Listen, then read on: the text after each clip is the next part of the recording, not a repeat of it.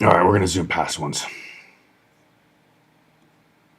My general science takes, bro, I've been seeing this topic a lot. Earth is not flat. The firmament can't exist. There are multiple animals today that are evidence for evolution. Dinosaurs are real. Fossils are too. Best dinosaur is Shant whatever. NASA is telling the truth about space. We landed on the moon. Sharks are fish and humans are apes. Veganism isn't always the right option. Just because you don't understand it doesn't mean it's wrong or scary. I'm a God-fearing Christian, by the way. So if you're a Christian, you disagree. Why? First of all, I want to punch this guy in his stupid fucking face. All right, that's number one. Look at this fucking dweeb, homie. So, number one, if you're a Christian, okay? So the majority of people out there who say that they're Christians are absolutely not Christians. And then number two, this guy's literally just drinking the Kool-Aid, and he is saying all of the mainstream fucking shit. Anyway, so I'm going to talk about how fucking dinosaurs are not real. So dinosaurs are one of the biggest fucking psyops, as well as space. And both of those things put together have been utilized by the media to make people not believe in God. Okay. So the science fiction industry, the entire science fiction style of fucking writing was infiltrated in the 1950s by Jews. And you'll see this a whole lot. You'll see Jewish women with massive titties be sent as almost like sirens into groups of people. And guys like these science fiction writers get absolutely no pussy. They don't know how to talk to women. So when this Jewish girl with massive titties comes up to you and basically honeypots you, what are you going to do? You're going to fucking give in, okay? And the majority of these science fiction writers and a lot of actors and entertainment in general were infiltrated by the CIA, okay? So we got to understand that this whole dinosaur myth and this whole fucking space myth has been perpetuated by people who don't want us to believe in God. And that might sound crazy. It's like, Seth, you're fucking insane, dude. It's like, bro, space is totally real. I'm not saying space isn't real. But what I am saying is that this whole fucking idea of there being other life on other planets, us going to the moon, and all of this has been entirely fabricated. Because the people who want to see us destroyed know for sure that the best way to do that is to erode the social fabric. And what is one way that you do that? Changing paradigms and worldviews. And if people on Earth stop believing in God and stop believing that they're significant, okay? Like, look at the, how do you think that this would change your life? If you sat here and you believed that human beings were significant and that we were put here for a reason and you were told this from birth, or if you were told that there's life on other planets that were insignificant and that we're just a stupid little ball, insignificant ball that is floating around in space, and that basically we're insignificant. And because of that, it disproves your God. So there's only two different worldviews that people adopt. There is the creationist worldview, and then there is the naturalistic worldview. And evolution has a shit ton of holes in it. I would recommend reading a book called Darwin on Trial, and then Darwin Under the Microscope. Darwin Under the Microscope. Both of those books go very deeply into how it's flawed, and how much of the science and much of the animals, like those moths and all of this shit, were completely fabricated. The photos were shopped, the photos were photoshopped, or they were staged. Let's talk about fucking dinosaur bones, dude. First of all, how the fuck do you know what a dinosaur looks like? They have absolutely no fucking clue what a dinosaur looks like. And we're going to look up some shit. I'm going to show you guys. Because here's the thing, is to the average layman, pedestrian, retard who doesn't actually look into things and who just take what people say as gospel, okay, they would say, oh, look at this giant, we found a fucking toe bone and we found a fingernail. And by the way, we can judge by that how it sounds and what it looked like. The average retard might think, oh, that makes sense. To anybody with 1 ounce of critical thinking ability, you would hear them say that and think, well, I think that you might just be fucking with me. Okay, so here you go. We're going to look some shit up here. Screen capture, nigga. All right. And how do I close? I want to get that guy's ugly fucking face out of here, bro. I'm done with the TikTok fucking periods. TikTok shit. Okay, TikTok live. Get out of here, bro. God, that guy's ugly as hell, bro. some people are just hard to look at, dude. And that's okay. That's okay that they're really hard to look at and disgusting. Okay, what the fuck is happening? Oh, dude, I want to fucking punch my screen. Okay. God damn it.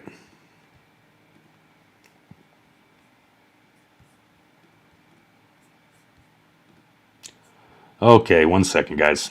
Fucking A, dude. Motherfucker, bro.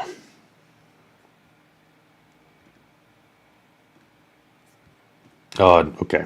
1 second, guys.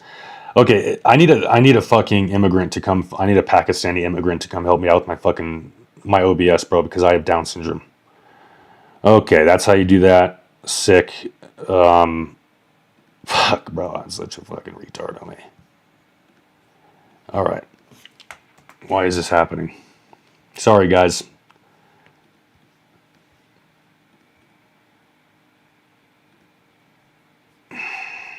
Okay, it's gonna take 1 second. We're running into some fucking retard person difficulties. Everybody just give me 1 second.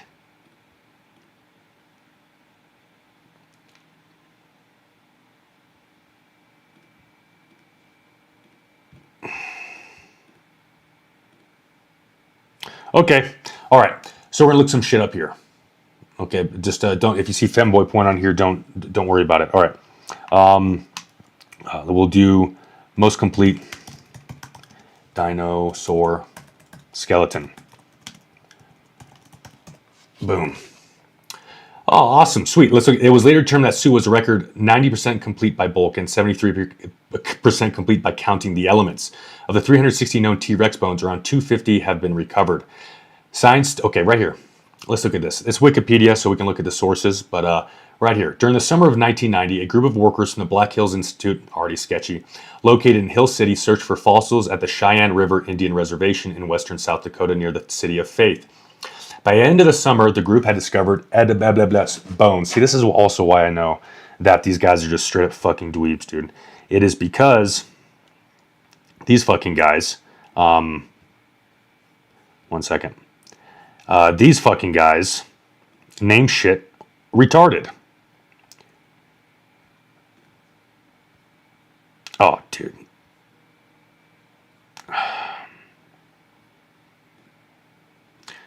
All right, cool. Now I'm going to make this smaller. Nope, not the right fucking one. Ah, gosh damn it, bro. There you go. I'll put myself in a nice little fucking corner over here. I should have probably done this before, but fuck you guys. Okay. So, however, a flat tire was discovered on their truck before the group could depart on August 12th. See, this is already, when you hear somebody talking about lies, this is already how you know that they're fucking lying, going into unnecessary details. I'm looking for an article about T-Rexes and they're getting into flat tires. It's like a girl when she's telling you that it's like, what'd you do last night? Oh, I went out with some girls, and it just gets overly descriptive about the event. You know what I mean? And you're just like, yeah, I feel like you're fucking lying to me now. I didn't before, but now I do. While the rest of the group went into the town to repair the truck, Sue Hendrickson decided to explore the nearby cliffs that the group had not checked. As she was walking along the base of a cliff, she discovered some small pieces of bone. Okay, guys. I don't know about you, but this story already sounds like fucking bullshit. It smells like bullshit, dude. How believable do you think that is? So, a group of workers from the Black Hills Institute, located in Hill City, blah, blah, blah. A flat tire was discovered on their truck before the group could depart on August 12th. While the rest of the group went into town to repair the truck, Sue Hendrickson, some girl boss, a fucking woman, number one, this is how I know this isn't real, because a woman discovered it. And as you guys know, women can't look for, not all of them, okay, but they don't even know where, they miss road signs all the time. And you're telling me that this chick saw some fucking little tiny bones just sticking out of the dirt. How many thousands of years ago was this? And you just see bones sticking out of the dirt? Yeah, fucking right, dude. Okay. Yeah, fucking right. Okay. We're gonna open that link in new tab, and we're gonna visit that article a little bit later.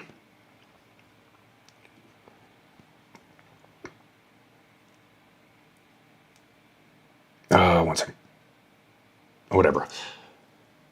She looked above to see where the bones had originated and observed larger bones protruding from the wall of the cliff. She returned to the camp with 2 small pieces of the bones and reported the discovery to the president of the Black Hills Institute, Peter Larson. Let's look up Peter Larson. And just something tells me that he might be Jewish. He determined that the bones were from a T-Rex by their distinctive contour and texture. Later, closer examination of the site showed many visible bones above the ground and some articulated vertebrae. Okay, how the fuck do I get my screen to... Okay, that looks fucking retarded. Okay, we're just gonna keep it like this. I fucking hate how stupid I am sometimes. Okay, right here. The crew ordered extra plaster, and although some of the crew had to depart, Hendrickson and a few other workers began to uncover the bones. The group was excited, as it was evident that much of the dinosaur had been preserved. Previously discovered T-Rex skeletons were usually missing over half of their bones. Okay. It was later determined that Sue was a record 90% complete by bulk and 73% complete by counting the elements. See, let's say that doesn't make any fucking sense. Like, whatever, that sounds retarded. Scientists believe that the specimen was covered by water and mud soon after its death, which prevented other animals from carrying away the bones. Sick. When the fossil was found, the hip bones were above the skull and the leg bones were intertwined with the ribs. The large size and the excellent condition of the bones were also surprising. Let's try to find some photos of this, because guess what, guys? If they don't have photos of this exact thing that they're talking about, you obviously know they're fucking lying. Obviously, right? Obviously. Because, of course, they would take, just like when you go to a crime scene, they take photos. And if you're saying, oh, blah, blah, this, they obviously would have taken photos of it in the ground. So I'm not saying they did, but we're going to find out. When the fossil was found, the hip bones were above the skull and the leg bones were intertwined with the ribs. The large size of the excellent condition of the bones were also surprising. The skull was blah, blah, blah long, and most of the teeth were still intact. After the group completed excavating the bones, each block was covered in burlap and coated in plaster, followed by a transfer to the offices of the Black Hills Institute, where they began to clean the bones. Soon after the fossil was found, a dispute arose over legal ownership. The Black Hills Institute had obtained permission from the owner. Okay, let's move forward a little bit. And the Sioux tribe, Native Americans, said that it was theirs. That's very Native American of them to say that something's theirs, even though they don't believe in ownership. I thought they didn't believe in ownership or land ownership. You guys know that, right? Like when we showed up there, the term Indian giving came from Indians because they had no concept of ownership. So they would Indian give shit to us. And that's where most of the disputes actually originated, was because when we went over there and we'd be like, hey, let's get this. And they would give us a stupid good deal. We would take it, be like, yeah, we'd be stupid not to take this fucking piece of land for 3 pelts and a fucking pig, you know, or 3 pelts and a horse. And we'd be like, these guys just really like, you know, this is just a really good deal. Nope. They would come back and be like, give it back to us. And when we would say no, they would come in and kill everybody who settled there. So that's what happened. In 1996, Larson was sentenced to a 2-year prison sentence involving customs violations unrelated to the T-Rex after a lengthy civil course. The court decreed that Maurice Williams retained ownership. The Williams then decided to sell the remains and contracted with Sotheby's to auction the specimen. This just already sounds like fucking bullshit, bro. This already sounds retarded. Many of the time worried that the fossil would end up in a private collection where people would not be able to observe it. The Field Museum in Chicago was also concerned about this possibility and decided to attempt to purchase it. However, the organization realized that they might have difficulty securing funding and requested that companies and private citizens provide financial support. Okay, if they really found the most, like a big, like the most famous dinosaur skeleton of all time, do you really think that there'd be this issue? You really think that there would be all these problems, guys? You really think that? On October 4th, 1997, the auction began at $500,000. Yeah, I mean, do you really think that they would be auctioning off dinosaur skeletons? I mean, what is fucking going on, dude?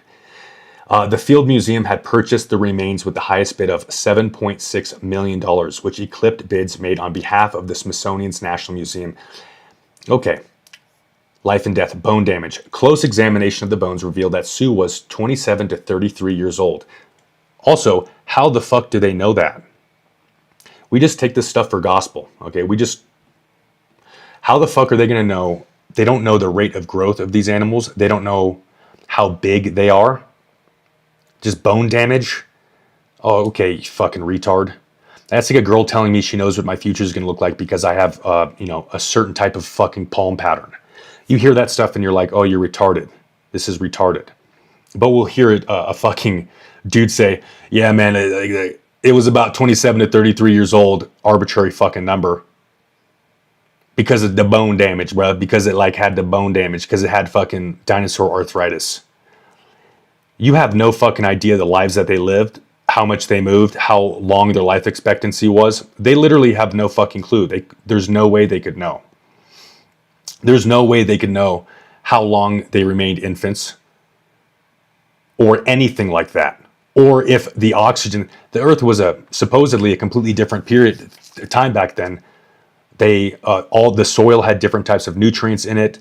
There was different, the radiation from the sun was different. The environment was almost entirely different, right? Still remotely the same, right? But the levels of everything were different. How the fuck do they know anything? They don't, okay? This is literally just some fucking dweeb in a lab coat that gets no pussy being like, yeah, man, it's 27 to 33. I don't know if you guys know about doctors or going to a specialist, how much they get shit wrong, okay? But I think this is one instance, guys. With 33 years old being the best supportive estimate in this range. Now, fuck, I just moved my shit. This was originally estimated at 28 years old, with a later analysis updating the age estimate. Okay, one second. We're going to go to this thing real quick. And number 2. Okay. Osteohistological analysis revealed diverse strategies of theropod dinosaur body size evolution. Okay, so seems like the method they use to measure this stupid fucking thing. Abstract. The independent evolution of gigantism among dinosaurs has been a topic of long-standing interest, but it remains unclear if gigantic theropods, what a nerd name, the largest bipeds in the fossil record, all achieved massive sizes in the same manner. Questions I'm asking. Or through different strategies. We perform multi-element histological analysis on a phylogenetically broad dataset, sampled from 8 theropod families, with a focus on gigantic tyrannosaurids and carcharodontosaurids, to reconstruct the growth strategies of these lineages and test if particular bones consistently preserve the most complete growth record. Abstract. Let's go to the methods. Right here. So look at this graph. They're like, oh, look, graph. Graph. Bullshit. Okay. Growth curve right here. Okay. We'll go by the methods. Institutional abbreviations, but taxonic element and catalog number identification of sampled specimens are provided in figures 1-2. Electronic supplementary material. Okay. Lag circumferences were estimated for the Tyrannosaurus and the Campanus. I'm not saying that. Samples using growth zone radii from cores and measured circumferential dimensions of the whole bones, with lag circumferences for other specimens directly measured from full sections and or retro-deformed sections. While growth zone radii cannot be considered directly equivalent to full measures of zone area, lag circumference, the roughly circular to elliptical and relatively constrained growth pattern of the femur and other theropods suggests that the patterns observed here should be broadly consistent with the overall pattern of the femur growth in this individual. So they're basically saying that they're extrapolating the way other dinosaurs grew to how this specific dinosaur grew. So they're just completely extrapolating it. And also, I'm not going to spend the time to do this, but you see that this isn't like an exact science. That what they're using to measure this is purely based off of guesses from other animals, which I'm guessing, because I was right the first time, and I'm probably right this time, that the fossil record from those other animals is probably pretty incomplete. Number one, how the fuck do they know how old those were? Okay, and you can get into, oh, they do all this kind of stuff, but I say most of it's bullshit. They have no fucking clue. The thing is, all of these people want to know and they want to feel smart. So what they do is they just guess. So all this whole thing is basically saying is they fucking guessed. There's no way to actually tell. Especially since these fuckers were arguing it's 27 to 33. And those whole conversations were just like guys sitting around and just basically being Jews about it, being like, oh, well, I think it's 27 because of this. I think it's 23 or 33 because of this. Gay bullshit. Okay. We're going to look at Peter Larson real quick. Was Peter Larson Jewish? Command F. Jew-ish. Okay. Doesn't look like he was Jewish. Sioux federal raid and criminal conviction. So one of the guys who was involved was actually arrested in 1990. Oh, wait, no, 1992. He on May 14th, 1992, 2 years after, a raid led by the state's U.S. attorney, Kevin Schiffer, Jewish, with 35 FBI agents. That's a lot of fucking FBI agents, guys. And 20 National Guardsmen recovered the Tyrannosaurus Rex named Sue from Larson's fossil poaching operation. That sounds kind of sketchy, right? The Black Hills Institute of Geological Research. The federal agents seized the fossil of Sue along with other fossils and records. The specimen was taken by the Bureau of Indian Affairs. Although Larson had paid the landowner for the find, Williams had reportedly changed his mind, and the U.S. attorney charged that the fossil had been illegally taken from land under federal administration. Because the deeded land fell within the borders of Native American reservation and the parcel itself was held by the Bureau of Indian Affairs for the benefit of its native landowner. After the auction of Sioux in 1997, which resulted in its sale to the Field Museum, Williams received $7.6 million. This thing fucking stinks, doesn't it, guys? Keith Nelson, the lead investigator of the Internal Revenue Service, said the evidence recovered at the Black Hills Institute was more than could have been investigated, with so many bones, so many animals, so many invertebrates that were taken off of public lands, taken internationally, sold internationally. The Justice Department charged Larson with conspiracy, obstruction of justice, illegal collection of fossils.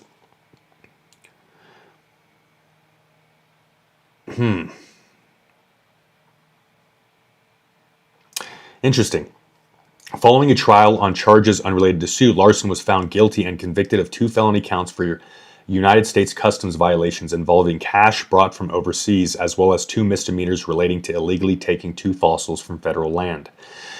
Of the 149 charges faced by Larson and other Black Hills associates, the jury acquitted defendants of 73 charges, found them guilty of 8, and did not reach a verdict on 68. He went to federal prison for 2 years.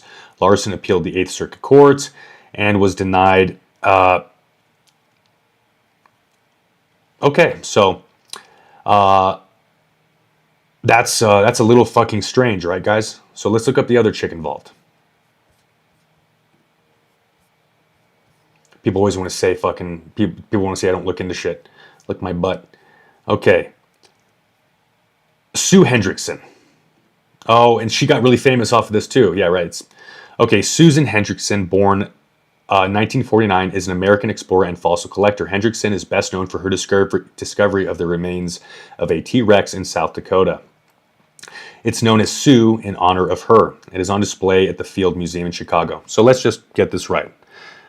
A dude who was indicted basically by the federal government, as well as Sue Hendrickson, were the 2 people responsible for finding the original T-Rex skeleton.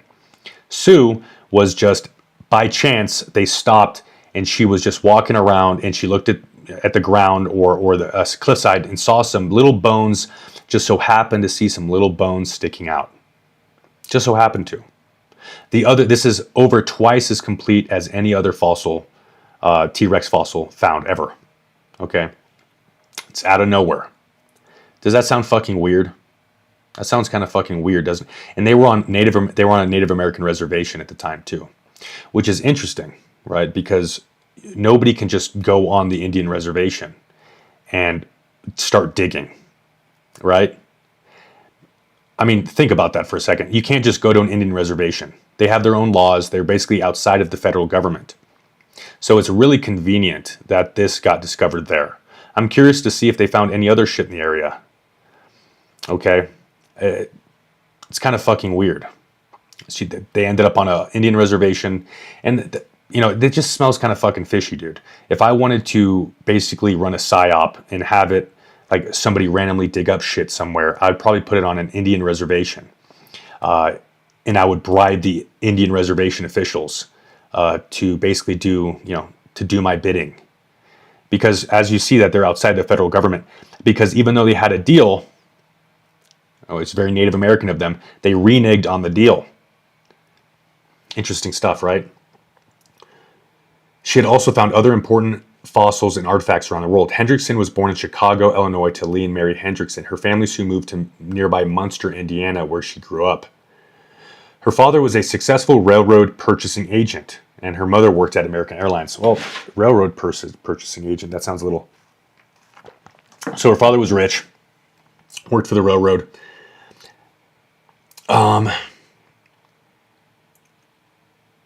Let's see her early.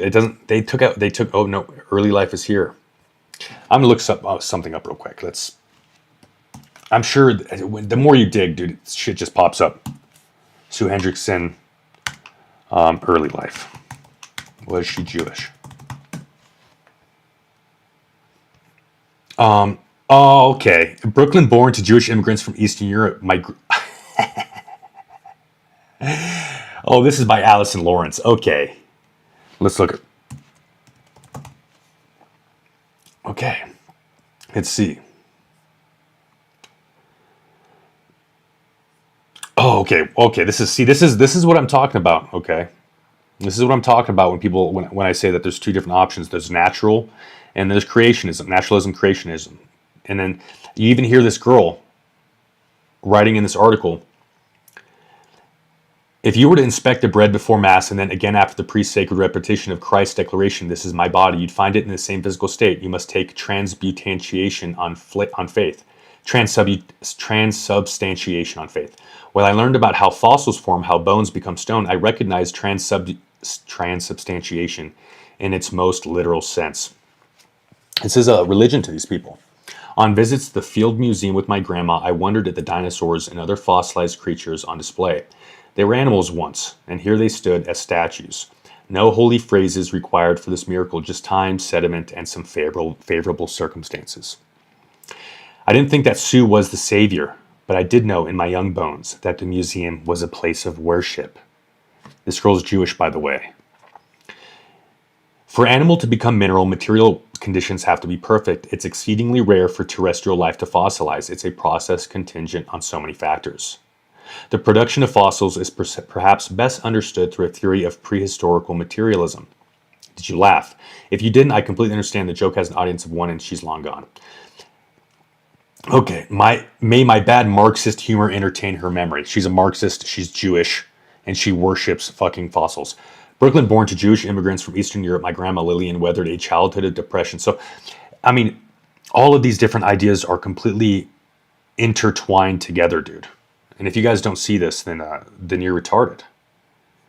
She lived a secular life, worshiping no gods except curiosity, art, and culture. So do I really need to get into this? You guys can see how this stuff's all intertwined. This was the first article that popped up to become a fossil. So it doesn't look like she was Jewish. And she might not have been, but I have a bias, and I might be a little anti-Semitic, so I'm going to use my confirmation bias and ignore all facts otherwise, and I'm going to say that she probably was or somehow involved. So, career. Just cool. She also met Swiss paleontologist Kirby Seiber, who allowed her to join his team consisting of paleontologists. Let's look at Kirby Seiber. Who the fuck is Kirby Seiber?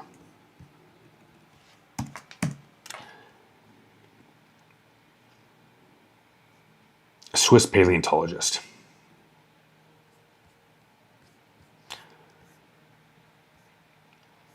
So I'm not going to dig into this, but this is usually what I'll do when I dig into stuff. Look at people's, I'll dig into it like this. Anyway, so we're going to keep reading the fucking thing.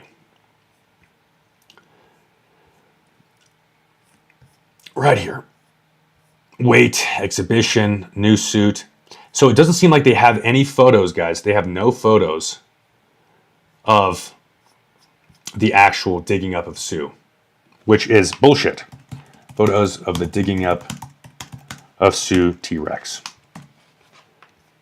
Okay, so she's just looking through the thing, guys, and look, this is what she found. I'm going to zoom in here. I'm going to show you guys. She's walking randomly off the trail by happenstance, and she just sees this. Yeah, sounds fucking legitimate, dude. Here you go. Here's that. This checks out. That just seems like fucking bullshit. That's giving this. That's giving these vibes, dude. Right here. This is the photo that people use as that they released back in the day to show that Roswell happened, that it was alien technology. They're like, oh, would a guy in the military lie about finding aliens? They're like, oh, look, bro, it's fucking tinfoil. How fucking retarded is everybody? These people, these aliens have supposedly mastered interplanetary travel. And they have fucking tinfoil on their fucking aircraft. How retarded are you? And how retarded do they think we are? About as retarded as we are. I think they might even think we're a little less retarded than we really are, because this is the dumbest, fakest, gayest shit I've ever seen in my life. Look at this. Roswell was a complete psyop to make people believe in aliens. If you look at this photo and you think aliens are real, you're a retarded person. Legitimately a retarded person. This guy's showing a fucking piece of tinfoil. I want you guys just to look with your unbiased eyes at what this is. You would think that this is, if nobody told you what this was, what would you say it was? You would say, oh, this is some idiot holding up tinfoil. Nope, this is part of the alien spacecraft that was recovered, guys. Tinfoil, and let's zoom in. Tinfoil and bits of fucking trash. Tinfoil and bits of trash. And then what is that black shit right there? Rubber? Yeah, this is supposed to be evidence. This is like some of their biggest evidence that, like, this is just so fucking stupid, bro. I can't believe we ever bought into this shit, dude. I cannot believe we ever bought into this shit. This is clearly to make money. It's clearly a psyop. If you guys don't believe me that crazy shit happens, look up Operation Cast Eye Bread. Look at this. Operation Cast Eye Bread was a top secret biological warfare operation conducted by the Haganah, the Israeli later the Israeli Defense Forces, that began in April 1948 during the 1948 Palestine War. The Haganah used typhoid bacteria to contaminate drinking water wells in a violation of the 1925 Geneva Protocol. Okay, that's crazy, right? Let's look up the Tuskegee experiment. Let's look that up. The Tuskegee study of untreated syphilis in the Negro male was a study conducted between 1932 and 1972 by the United States Public Health Service and the Centers for Disease Control and Prevention on a group of nearly 400 African American men with syphilis, as well as a control group without their consent or knowledge. They did this, right? 1 second.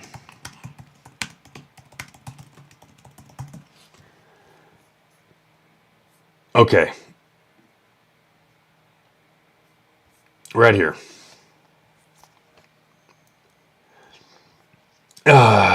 So the moon landing, this 1 second.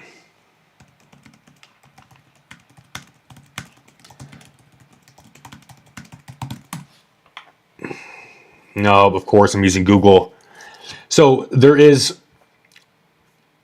has admitted to using stage footage at certain points. But I'm not going to fucking use Google to look that up. Anyway. So why is Sue so important? We're going to loop back to the fucking dinosaur thing. Okay, so just keep in mind that the government lies to us about shit, even if it's going to kill us, okay? And they don't care. There's also Operation Northwoods. I don't know if some of you guys have heard of Operation Northwoods. I mean, this is like 10-year-old shit. I mean, people have heard about all this stuff, but to people who haven't, Operation Northwoods, I mean, right here.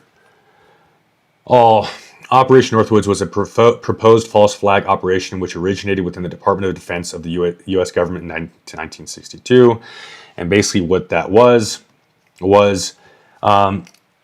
it was a plan proposing the hijacking of planes, bombing of U.S. cities, and sinking refugee boats to justify an invasion of Cuba and overthrow Fidel Castro.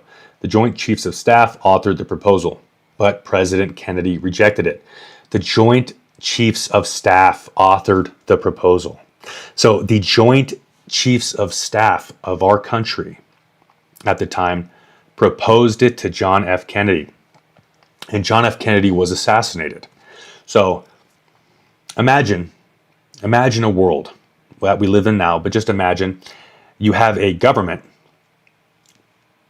the government of a certain people, where the people who work for that government in very high up positions who speak directly to the United States president drafted a plan and proposal, unironically, to hijack planes, bomb U.S. cities, sink refugee boats to justify the invasion of Cuba, a tiny island off the coast of the United States. Now, why wouldn't they just invade it? Well, because they want to manipulate the American people to support them. The point is not the point is manipulation. Okay. Now Hemingway. This is a thing. A lot of people don't know that Hemingway worked for the CIA. In his book, Writer, Sailor, Soldier, Spy, Ernest Hemingway's Secret Adventures, he chronicles Hemingway's suspected espionage work for both Soviet and U.S. intelligence agencies before and during the Cold War. It's not suspected. He was confirmed to work for the CIA. Okay, he was an intelligence operative. And he talked about it. And there's stories of him, people talking about him actually being engaged in field operations with the CIA and wanting to do it. Here's the thing. All of these people who are very rich, at a certain point, money is not very important. What they want is they want to be involved in controlling world affairs. You don't think like everybody else, okay? People want to manipulate other people. It's about control. Okay, you're an average person. You think about going to the store. You think about what your kids are going to be eating for breakfast. You think about when your next paycheck is going to be. These people think about controlling the minds of millions of people to bend to their will. Okay? Completely different playbook here. You're operating on the Goyim playbook. These people are operating on God's chosen people playbook. Remember that. So when you think something is crazy, you need to stop being retarded. Nothing is crazy. There is nothing that's outside of the realm of possibilities. Truth is often stranger than fiction. Edward Bernays. Bernays, right here. Edward Bernays. You guys know who Edward Bernays is? He was Austrian-American, pioneer in the field of public relations and propaganda. So I'm going to stop this right here. The United States never stopped their propaganda. Okay? Propaganda back in the day was just a thing. But in order to demonize the Nazis and the Soviet Union and our enemies, we started adding a negative stigma to the word propaganda. Propaganda just basically meant public relations. That's what it was. Every government had basically a propaganda department. That was part of the government's job, propaganda. It was not a negatively stigmatized word. But what he did, he was the father of public relations. While credited with advancing the profession of public relations, his techniques have been criticized for manipulating public opinion, which is the purpose of propaganda. But he's the father of public relations. So basically all he did was he changed the name from propaganda to public relations. Just like they changed the name of bills, or like justifiable fear to be raped and murdered, to xenophobia. Oh, you don't want to get raped and murdered? You're xenophobic. You don't want all these different people coming in and ruining your country? You're xenophobic. They just put titles for things that sound either that are meant to, like, oh, you don't like public relations? What's wrong with public relations? Come on, guys, stop being fucking stupid. The changing of propaganda to public relations was an act of propaganda. So he was the father of public relations. What did this guy do? Anyway, his best-known campaigns include a 1929 effort to promote female smoking by branding cigarettes as feminist, torches of freedom. That's interesting, right? and his work for the United Fruit Company in the 1950s connected with the CIA orchestrated overthrow of the democratically elected Guatemalan government. Okay, so this guy was hired by the government. He coined the term public relations. Okay, and what did he do? He branded cigarettes as feminist, increasing their popularity. He made women smoke more, and he made it empowering to smoke. I wonder how many people that killed. And he worked for the United Fruit Company, connected with the CIA orchestrated overthrow of the democratically elected Guatemalan government in 1954. Okay, this guy worked for the public relations department, and he was connected to the overthrowing of the democratically elected Guatemalan government in 1954. I wonder if he's using those same strategies that he used to overthrow foreign governments in our country. And I wonder if the public affairs division of the government, which he basically created, utilizes any of these strategies. Knowing that Hemingway and other artists, I'm going to show you CIA involved in modern art. So for decades in art circles, it was either a rumor or a joke, but is now confirmed as a fact that the CIA used American modern art, including the works of such artists as Jackson Pollock, Robert Motherwell, as a weapon in the Cold War. Okay, so what they did was they utilized art as a weapon in the Cold War. Now, why the fuck would the United States government be involved in, like, to you that'd be fucking, if I told you that if I didn't show you this, and I just told you, hey, the United States government artificially inflated the value, creating a false consensus that modern art was popular. And they used it to launder money, and they used it to influence the public. You'd be like, well, that's fucking crazy. How can something so small, what are they doing? They obviously must know something that you don't. They obviously know that things like art affect a population. Okay, so this is just showing that they will go to the lengths of influencing fucking art. Nothing is off the table. They influence fucking art, dude, to change the people because it works. So if they're willing to do that, what else are they willing to do? What else do they, if they have their hands in modern art becoming popular, what the fuck do they not have their hands in?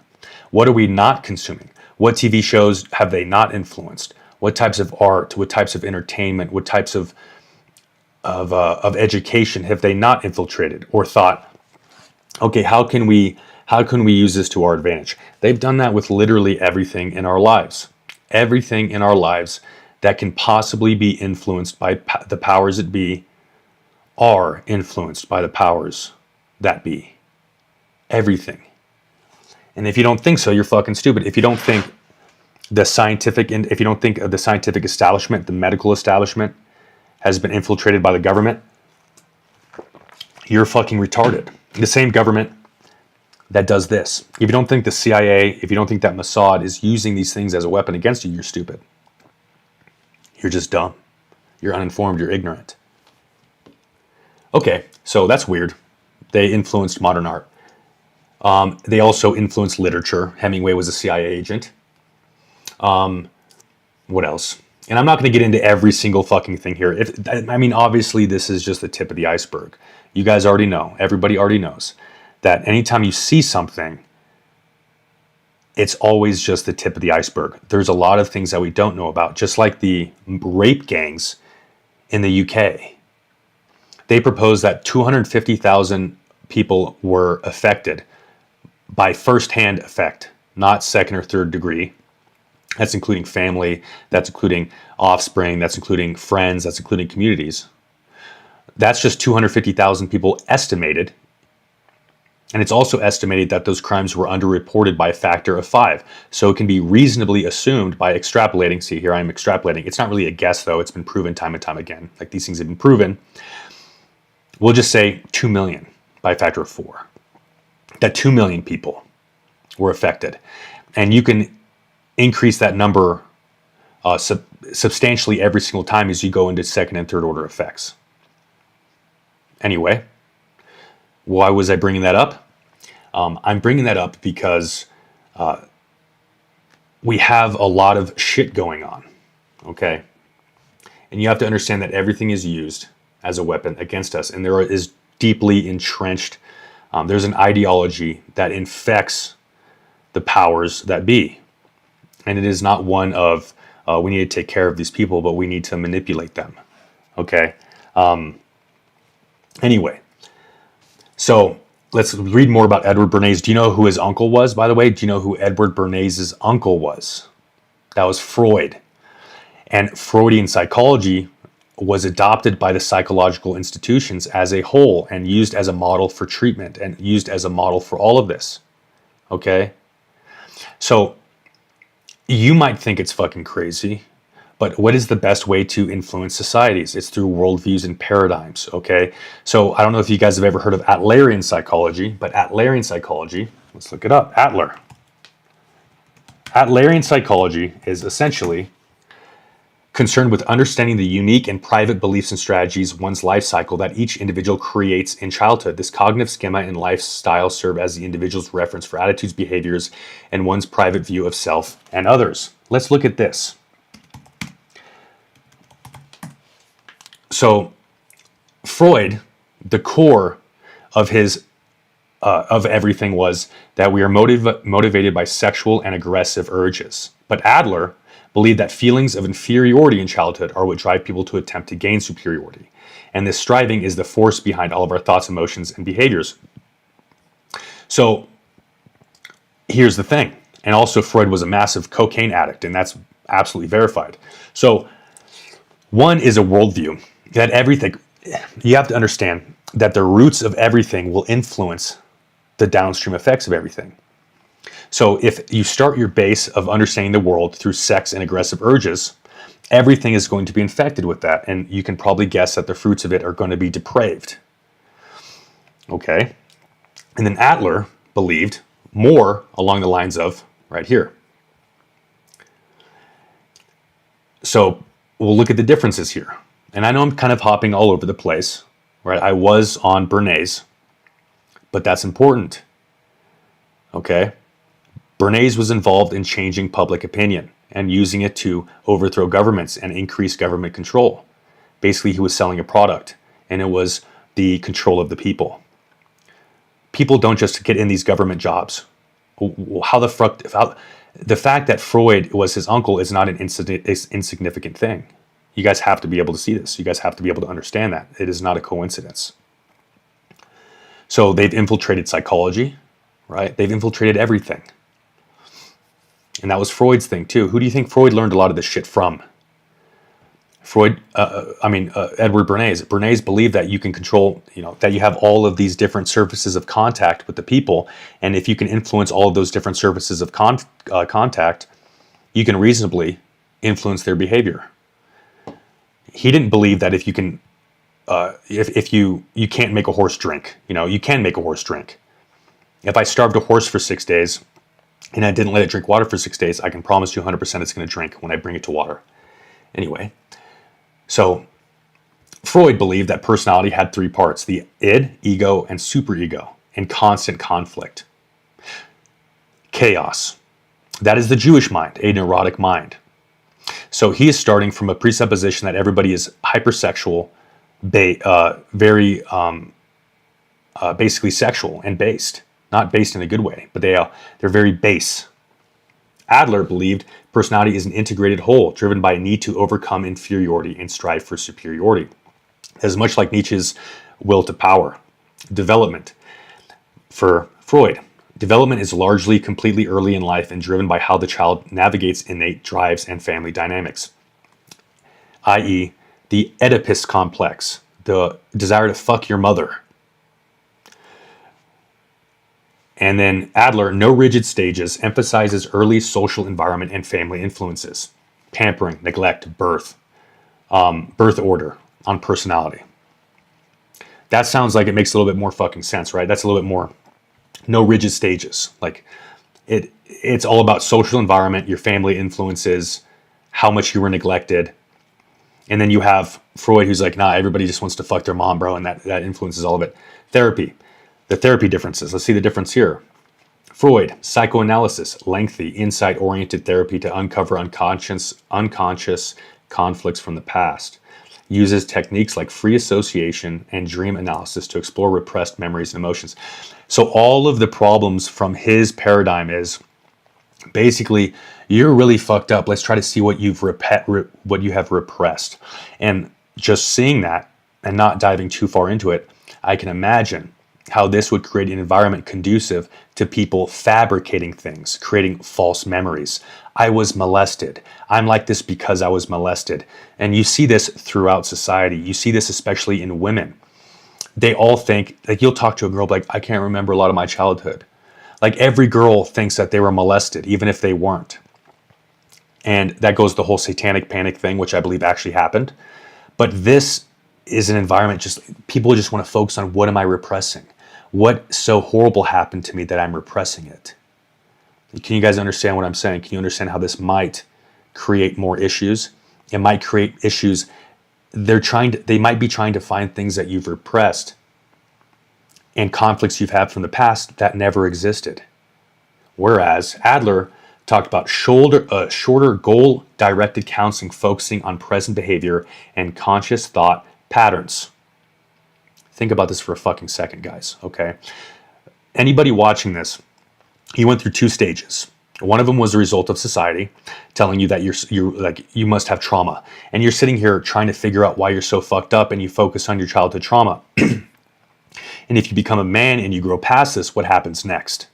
You grow out of that mindset, because that's the victim mindset, right?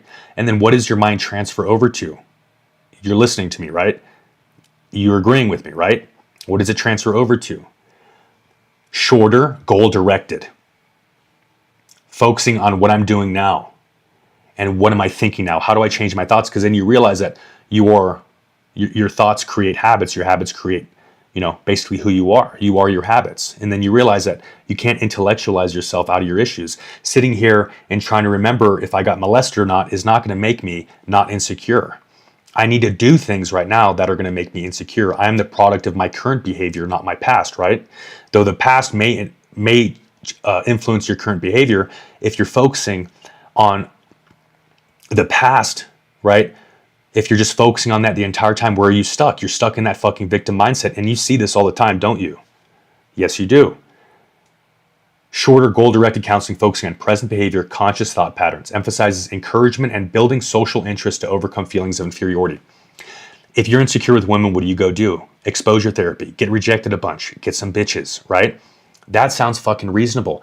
That Adlerian psychology is what many of us, without knowing that it is Adlerian psychology, any of us who figured our shit out to some degree and have some sort of wisdom, what have we done? We've adopted that.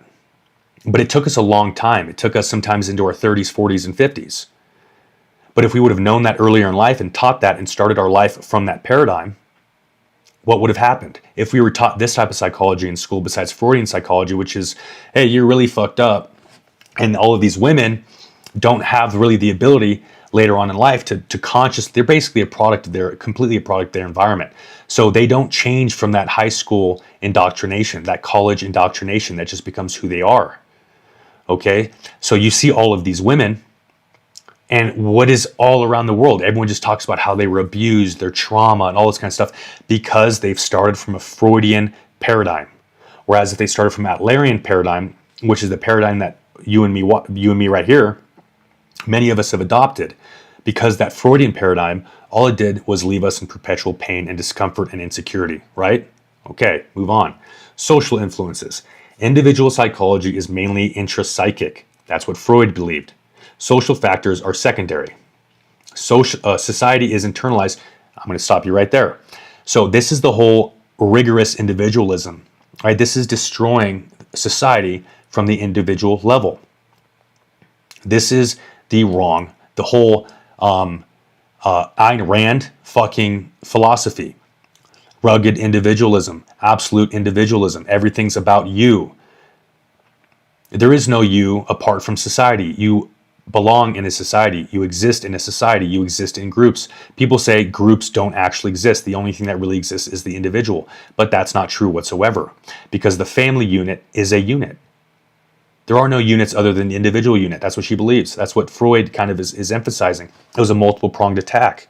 You have all these different influences that slowly degrade and destroy our paradigm and force us to adopt and fall into this paradigm, which is me, me, me, me. It's not about the society. It's all about me. We're insignificant, bro. All of this shit, the nuclear family. There's people much smarter than you and I who are orchestrating this stuff. And nobody has to sit there and be like, do this, do this, do this. Because when you start from a paradigm and you start from a specific goal, which is to erode people, to erode a civilization, other things follow. You don't have to plan everything down the line. You just have to start at certain presuppositions. And then everything else down the line eventually infects itself, eventually produces bad fruit. You can just set the ball rolling, which is what all this stuff was in the early 1900s, this Freudian psychology, space, dinosaurs. And they invested heavily into this, and they pushed this heavily in the schools, on television, immigration, women's rights, all of these different things. And people say, oh, I don't agree with everything you just said. Sure, don't agree with everything I just said, but are you going to discount the things I'm saying now because you don't agree with certain things? You don't have to agree with everything I say to see that the core of what I'm saying is true. All right. So society is internalized as the superego, but biological drive. See, this just sounds, libido and aggression are primary motivators. This just sounds fucking stupid and convoluted and Jewish, bro. I mean, individual psychology is like, this is like when you go to a fucking college class and there's this stupid fucking dweeb with no muscle on his body who's just a weirdo trying to sound smart. Instead of picking the most, Occam's razor, the most simple fucking solution, he's like, actually, I need to make it long and convoluted because I want to be fucking smart. It's like, bro, shut the fuck up, nerd. Individual psychology is mainly intrapsychic. Social factors are secondary. Society is internalized as the superego. Psychology is stupid, fake, and gay. Listen to that sentence right there. And then people will be like, oh, you're just not smart enough to... No, okay, I'm smart enough to see that you're full of shit. But it's like, oh, shut up, bro. If this paradigm worked, if this paradigm was effective and wasn't born of bad fruit, we would not be seeing society crumbling as it has. We would not be seeing the people who adopt this to be as fucked up as they are. Simple. But what happens when you adopt an Adlerian viewpoint, an Adlerian paradigm? What happens if you adopt that base? You figure your shit out. You stop feeling bad about yourself. You start seeing how you are in reference to a society. You stop thinking about yourself so fucking much, right? You stop thinking about all your problems so much fucking, right? Freudian psychology, all it does is keep you in the same vicious cycle of selfishness. That's all it does. And it touches your libido. Oh, the society is your libido, your boner. It's like, dude, or your sexual energy. It's like, dude, these people they should not go to prison. There's another place that they should go because they've done untold damage to us. Adlerian psychology, the opposite. Social context is fundamental. It almost seems like that all is better for a society. One seems like it's bad for a society and bad for the individual, almost satanic. And the other seems like it is not selfish and taking other people into consideration. Do you guys see the fucking difference here? There was two different people whose philosophies we could have adopted. And we chose to adopt the one that was bad for us on purpose. And one of them was Jewish and the other one wasn't. How strange. And Ayn Rand is also Jewish. How strange. Humans have an innate potential for social interest, community feeling that must be nurtured, which is true. See, this is 100% objectively true and can be tested. And this wouldn't require whole departments, whole useless degrees and specializations and jobs to justify its existence, because these things are apparently true. That social context to an individual is important. When you're insecure, you're not insecure in a vacuum. You're insecure about what other people think of you. When you want to be effective, you're not effective in a vacuum. You're effective as a man as it relates to society. your place in it and how well you can navigate it, how powerful you are to gain agency in that society. We are not separate from society. We are a part of it, whether we like it or not. That is just true. One destroys society, Freud does. The other, Adler, makes a person. And the thing is, the school system has had, like, who the fuck chose that, right? You guys know fucking Maxwell. You know who Robert Maxwell is? Okay, you know who Robert Maxwell is? That was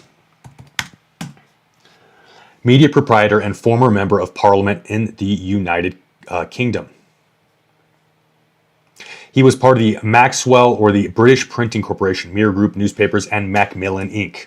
You know who Macmillan Inc. was? And do you know who this was? Ghislaine Maxwell, the partner of Jeffrey Epstein. Okay. That was, they worked together. You guys know Ghislaine Maxwell and Jeffrey Epstein, right? Okay. Well, who the fuck owns all of the books of the printing companies for Macmillan? The Macmillan fucking printing house, homie. Okay. Macmillan Inc., also known as Macmillan US, and formerly the Macmillan Company, was an American book publishing company originally established as the American division of the British Macmillan Publishers. The two were later separated and acquired by other companies, with the remnants of the original American division of the Macmillan present in McGraw-Hill.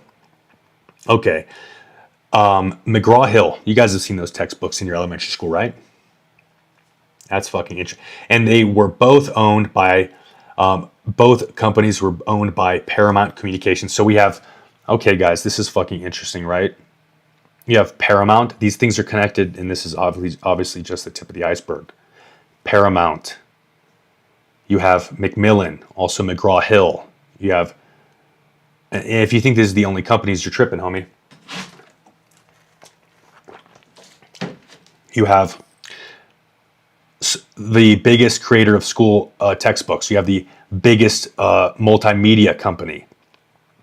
Both involved somehow down the line with the families and the people that were involved in that are tied to Mossad, Israeli secret intelligence.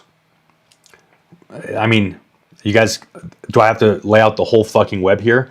I mean, there's enough points of contact here where it gets a little bit suspicious. It's like, man, if they've infiltrated that out, like, why are these connected? Why are they connected? Why is this? It's almost as if there's a conspiracy against us. It's almost as if Edward Bernays, who turned public relations and overthrew governments, it's almost like he outlined how skilled practitioners could use crowd psychology and psychoanalysis to control them in desired ways.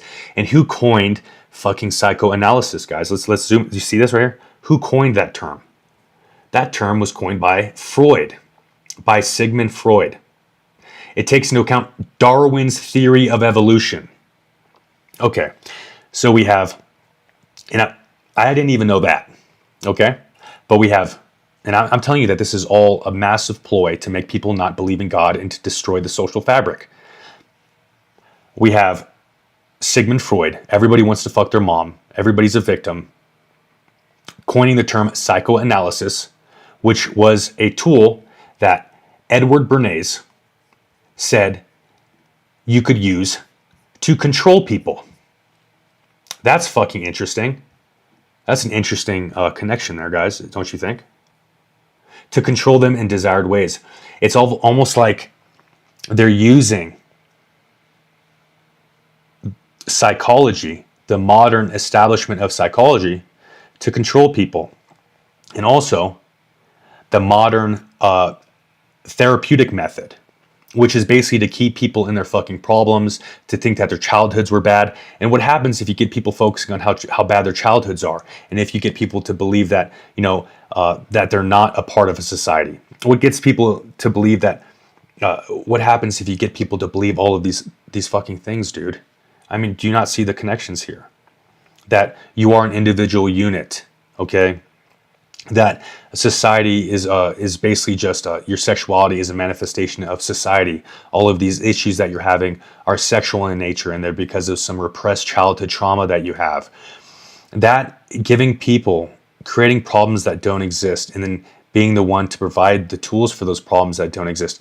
All this institution was done was to create a sick, mentally and physically sick population. People who believe that they're so fucked up. People who believe that their childhoods were bad. And what do you believe? And people who don't cooperate or who don't operate effectively in a social setting, who are told things that make them behave antisocially, who this whole modern institution of psychology, all it does is create all of these different problems. And then how do they fix it? With medications. Hey, you have all these problems, by the way. Hey, instead of actually giving the people the tools to fix their shit, I'm going to make them more fucked up, and then I'm going to put them on drugs. Okay? That's what they do. And that's how you would control society, and that's what they're doing to us. They fuck up our paradigm, make us neurotic, make us mentally ill from birth, basically. And also what happens what is the result of believing that your childhood's fucked up? It drives the family apart. You start blaming everybody but yourself.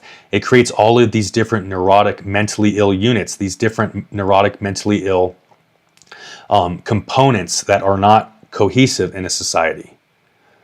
That all they do is think about themselves and think about their issues. And it drives them further away from their family. It drives them further away from society. It gets them hooked on drugs. It gets people to even self-medicate for problems that they don't really have. That if they just focused on behaviors, if they just focused on how they relate to society, if you gave people the right tools, they wouldn't be so fucked up. So why would you give them the right tools if you want to control them? It's easy, like we've all been with, okay, I'm just going to be honest right here. There was a time sometimes it's nice being with a girl who's totally psychotic because it's easy to control her a little bit. I'm not saying I've done this or do this. I'm just saying this is a fact. A girl who's a little crazy, sometimes it might be easier to gaslight her or to control her. You know what I mean? If you're a manipulative piece of shit, and I haven't been the best guy in the past, okay, I'm going to be quite honest. But you can use people's problems against them to control them. Okay? Duh, right?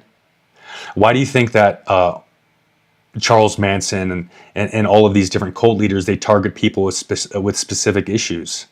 It's because you can prey on those issues to control them. How great would it be if you had a recipe for creating issues that you could then control people with? And you completely took away not just the tools, but the existence of those tools in their paradigm. Like, these people don't even know that the solution to their problem exists. If you talk to these women, if you talk to these people, they think that they're going to be fucked up forever because their childhood was fucked up. And because they're constantly trying to fix their issues with tools that don't work. And thought patterns that just create new issues. Come on, guys. Listen to what I'm saying. Bernays was named one of the 100 most influential Americans of the 20th century by Life. So here's the thing is, I'm reading this and I'm seeing this as a damning, like a condemnation of this guy. But people will read this and see this as a positive thing. I mean, how can you read this and not see that this is a bad thing? How can you not see this guy's life and his accomplishments and see this as a damning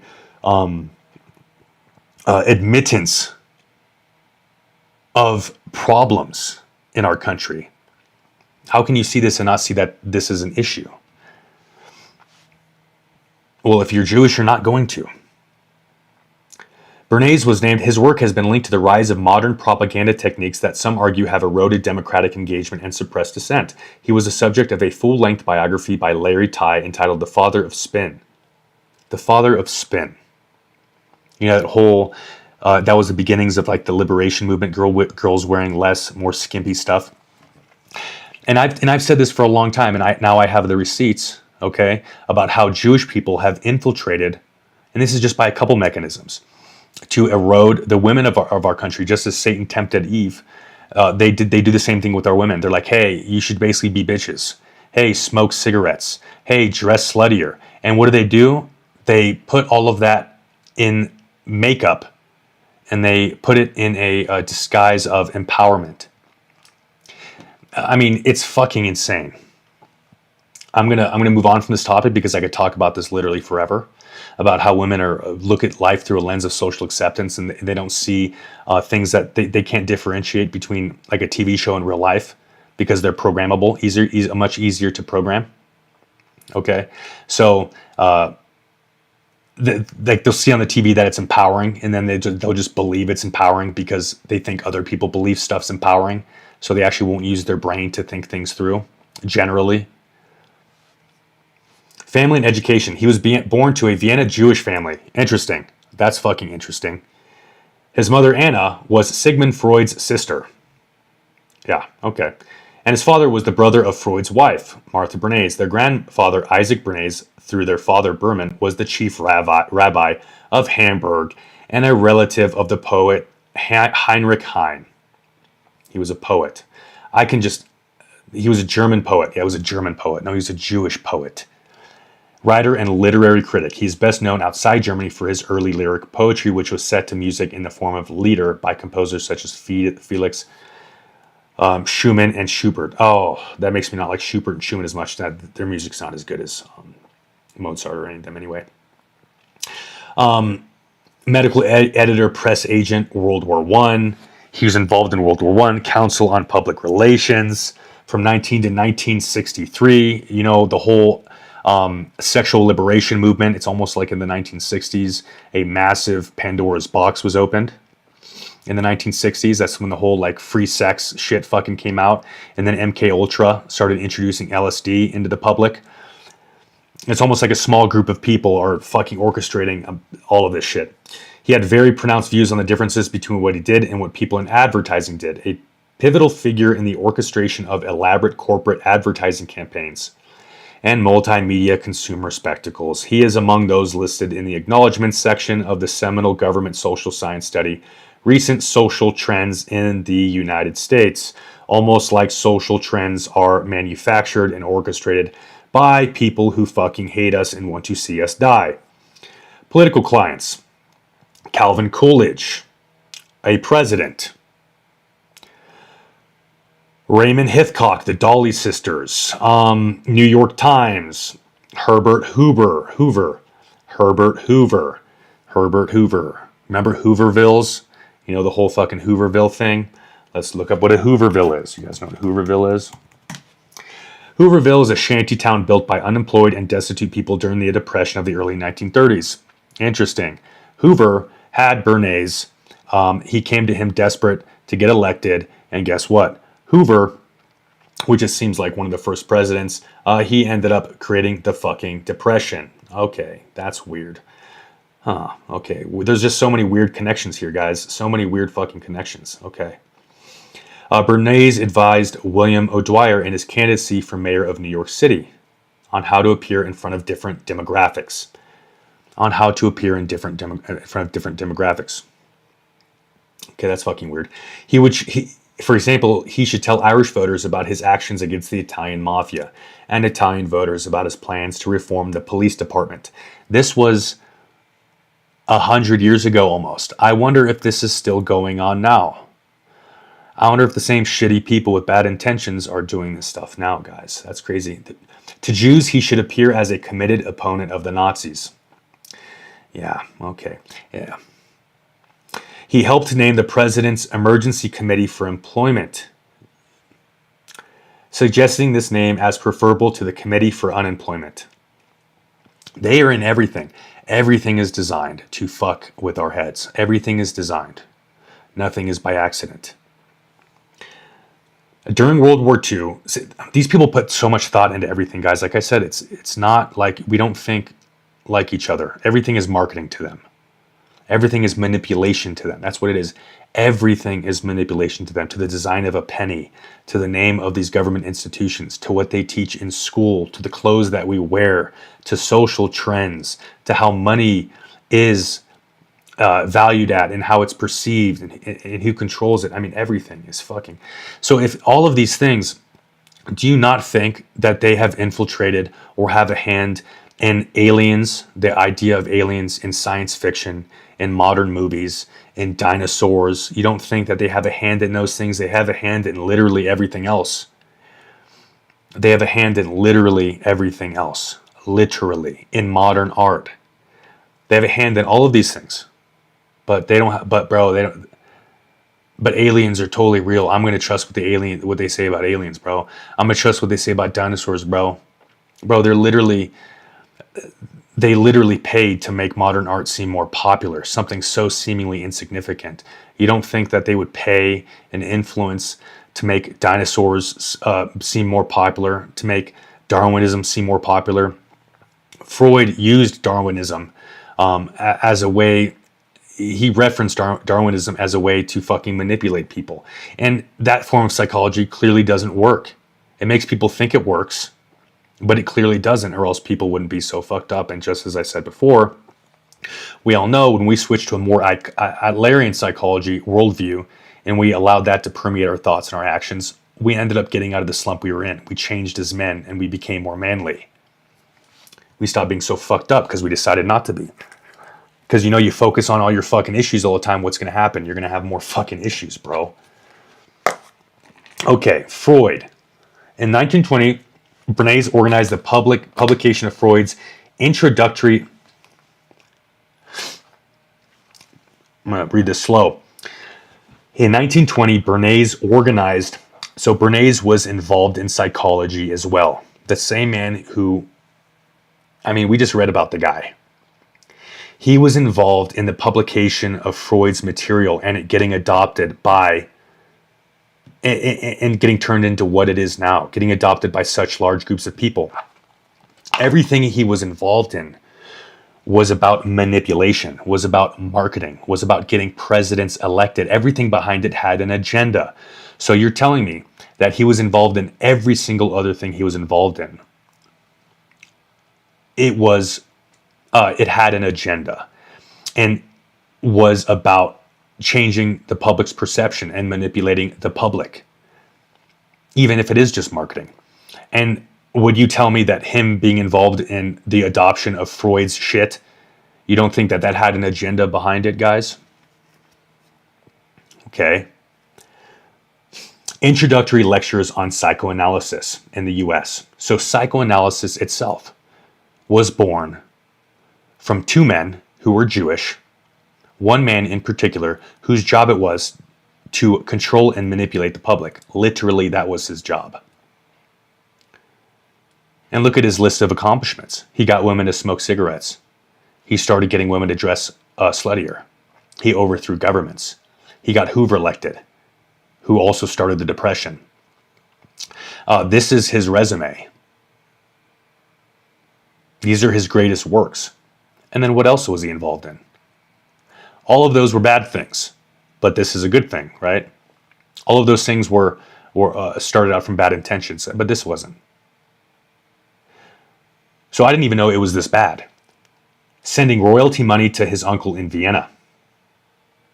Freud turned down further offers at promotion, such as possible lecture tour and an invitation to write 3,000-word newspaper columns for $1,000 each on topics such as the wife's mental place in the home and what a child thinks about.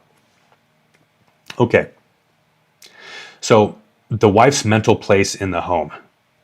Let's look at the topics that he was talking about. Topics that he wasn't writing books about how to deal with, like how this. His earliest books were clearly subversive and they were directed toward women. The wife's mental place in the home. A wife is going to read this and it's going to ruin their fucking relationship. You already know. It's going to get all these weird ideas in her fucking head. And what a child thinks about. I'm going to fucking look up his books. Okay. I don't care how long this stream is, bro. I'm actually interested in this shit. Let's look up these books.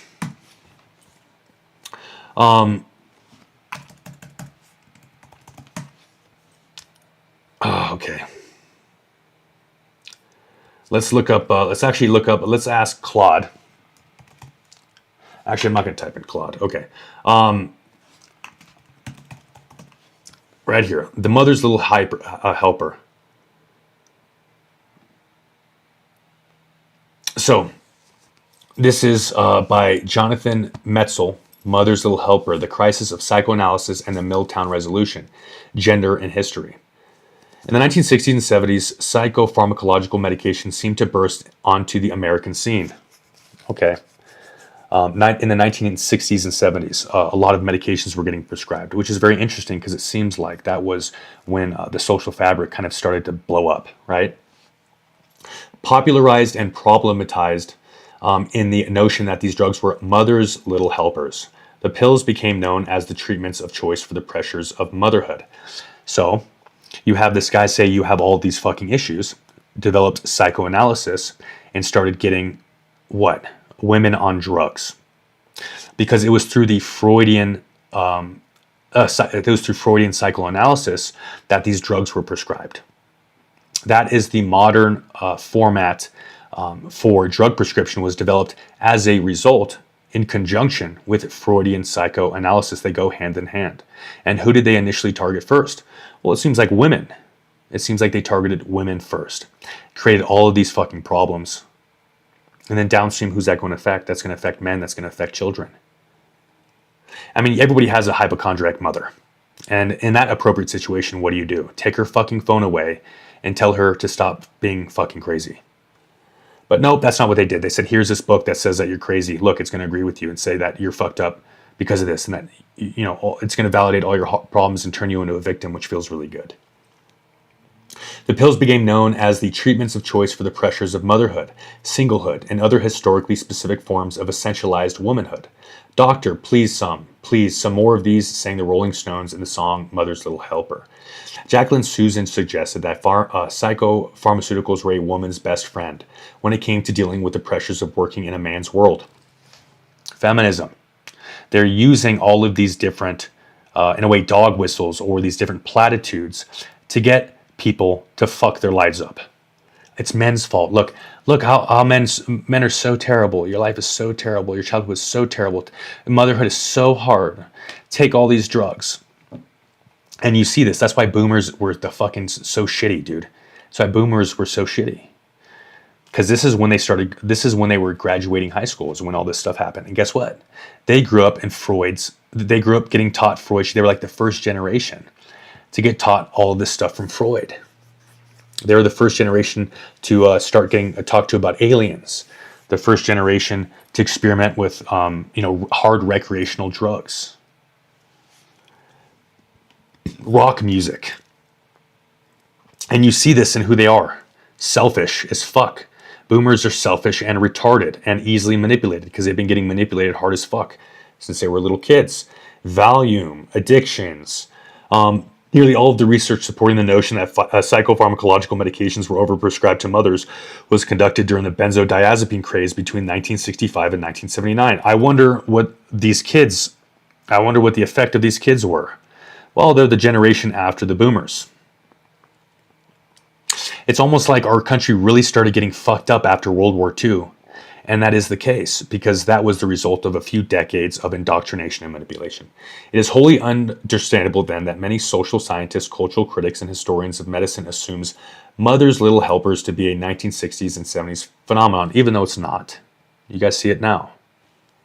For example, Ruth Cooperstock's studies of medical communication link the propensity for women to be far more likely than men to describe their problems in psychological or social terms. Yeah. As I just fucking said, right? It's almost like I don't even have to read this. It's almost like somebody who's not retarded can just understand these things. But they just said it. Women are a lot more likely to invent issues, basically, and to say that their problems are psychological. And so what does Freud do? He directs his initial books to women and to children. This is what your kid thinks. And now all your kids have Munchausen syndrome because your mom's a psycho bitch who thinks she has all these fucking issues. And now you have all these issues. And now your mom is creating all these fucking problems and creating fucked up kids. Okay? And now the husband's at work for fucking 8 to 12 hours a day taking care of everything. And he comes home and his wife's been fucking reading these damn fucking books. And she's like, I think our son is fucking gay. I think our son has fucking fibromyalgia. I think our son has all these issues. And the husband's like, what the fuck are you talking about? whatever, honey. This is all blah, blah, blah. And he's just like, whatever, honey. Meanwhile, the husband's at work and the mother is fucking through Freud and all of this gay shit, having all these problems. And then she's getting told that it is hard to be in a man's world. So what does that do? All these different books that they're fucking reading under the guise of some fucking medical text, and this appeal to authorities making her be like, oh, but the experts said it. Well, these experts are Jews and they hate you and they want to see you die. And the whole field that they're studying is a fake and it's fabricated. It's not really a real science. It's a tool of your own demise, wearing the suit, wearing the disguise of a science, people. And so it's just so fucking funny, dude. Anyone who's not a goddamn retard can see what's happening. And these women were more likely than men to describe their problems in a psychological or social terms, and thus more frequently diagnosed with psychoneurosis, anxiety, and other mental instabilities, and thus also thus prescribed more medications, right? Because they have all these problems that weren't there before Freud told them that they had them. But people might say, oh, but no, that is just the case. Oh, no, it's just now people have knowledge. Now people are just more aware. It's like, yeah, they weren't killing themselves more because if this psychoanalysis and these medications were actually meant to help you, that's what they would be doing. And suicide rates wouldn't be going up. Unhappiness wouldn't be going up. Poverty wouldn't have gone up.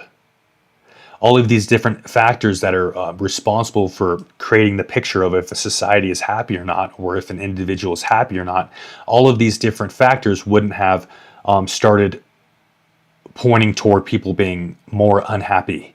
And that's happened through time. And it's not like women have gotten more oppressed over time, even though some people may say that. You're telling me that women are unhappier now than they were when they had less freedom? Because this shit works? That makes total sense, guys. It's because men are terrible and oppressive, even though you have more freedom now than you've ever had, especially over men. Oh, it's because of men, though, that we're unhappy because of men. But it's this circular argument that makes no fucking sense and requires loads and loads of deep-rooted cognitive dissonance, which starts at birth because of Freud. Let's see. Elliot Wallenstein, Jew, similarly locates the problem in the 1970s, arguing that there is no doubt, as in the Rolling Stones song "Mother's Little Helper," far too many women had the habit of running for the shelter of the pill that would help them get through their day because they're weak. And Mickey Smith's analysis of pharmaceutical trends begins in the mid-1960s because, according to Smith, little data exists supporting the argument that tranquilizers and other anxiolytics were overprescribed to women in the 1950s, in the way of outcome studies, cost-benefit analysis, or other means by which gender imbalanced prescription patterns would later be assessed. Emphasis on the Valium craze of the 70s. Okay, Valium, you guys know what Valium is, right? That shit's powerful as hell. It's a powerful benzo. I'm going to go take a piss, or should I piss in this gallon jug on the stream? Okay, we have 7 watchers. That's awesome. Hell yeah, that's so many. Okay. Oh, I got a lot of comments, though.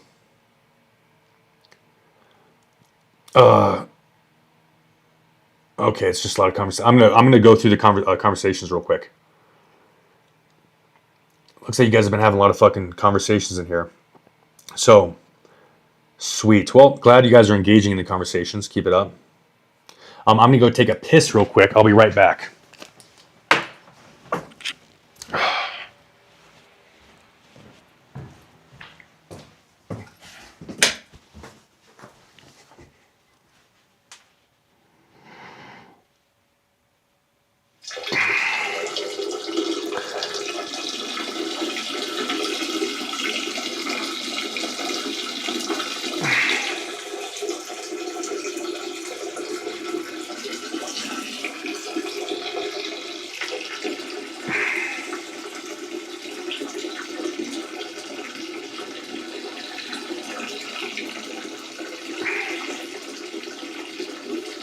Oh shit, I think you guys might be able to hear me piss because I have my mic on.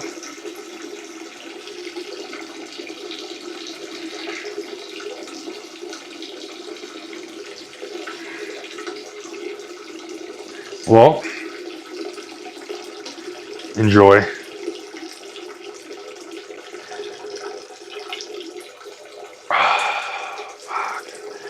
Oh god, this just feels so fucking good, dude.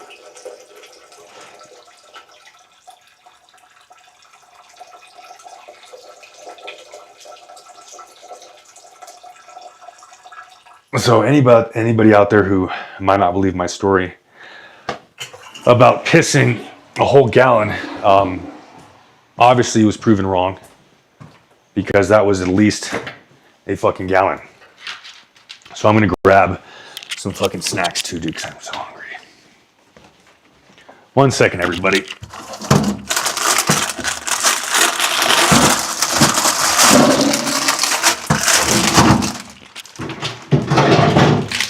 This is when I need a fucking slave.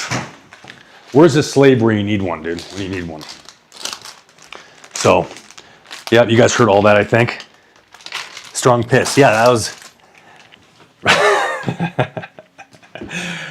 Okay, so... Bro, that was a fucking good piss, homie. That was such a good piss, bro. Honestly, top 10 pisses. Top 10 pisses of my life. That was much needed.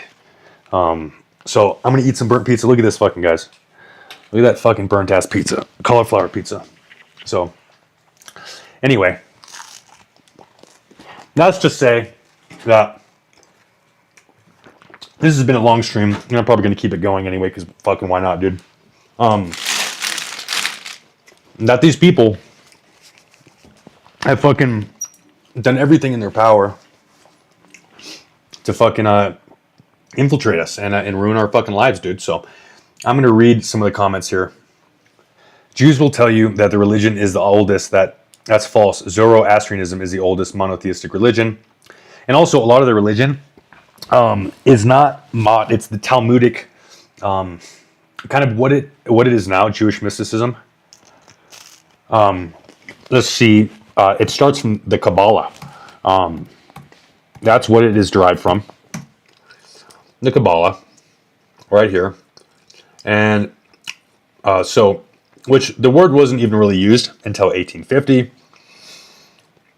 I'm guessing a lot of these texts were starting to get my fucking brain. They were starting to get translated at that time. So that's the English translation. That's a Kabbalah start. Let's see.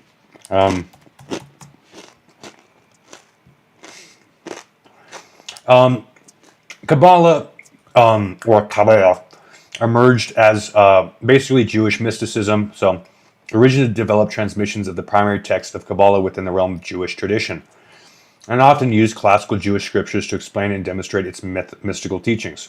Kabbalists hold these teachings to define the inner meaning of the word of both the Hebrew Bible and rabbinic literature. And it emerged from the earlier forms of Jewish mysticism in the 12th to 13th century. Fuck. So, right there. Let's see where the fuck Languedoc is. I bet it's somewhere in Eastern Europe or somewhere around that area.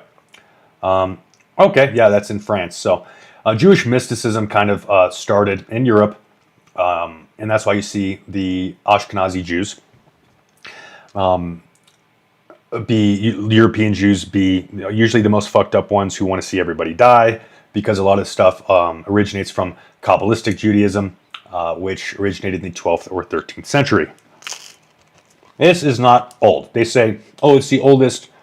It's like, yeah, but Jewish mysticism as it is today is only about 1,000 years old. And they don't even practice original Judaism, because the Talmud, let's look at the Talmud, guys. The Talmud it's been around for a long time, but Talmudic tradition emerged and was compiled between the destruction of the Second Temple in 70 CE and the Arab conquest in the early 7th century. So around the same time that Islam, because we'll cut that in half, Islam was around 300 AD, 360 AD. So around the same time that Islam saw its roots, you also have the development of Talmudic Judaism. And Talmudic Judaism isn't Judaism. It is something else entirely. That's like saying Mormons are Christians, right?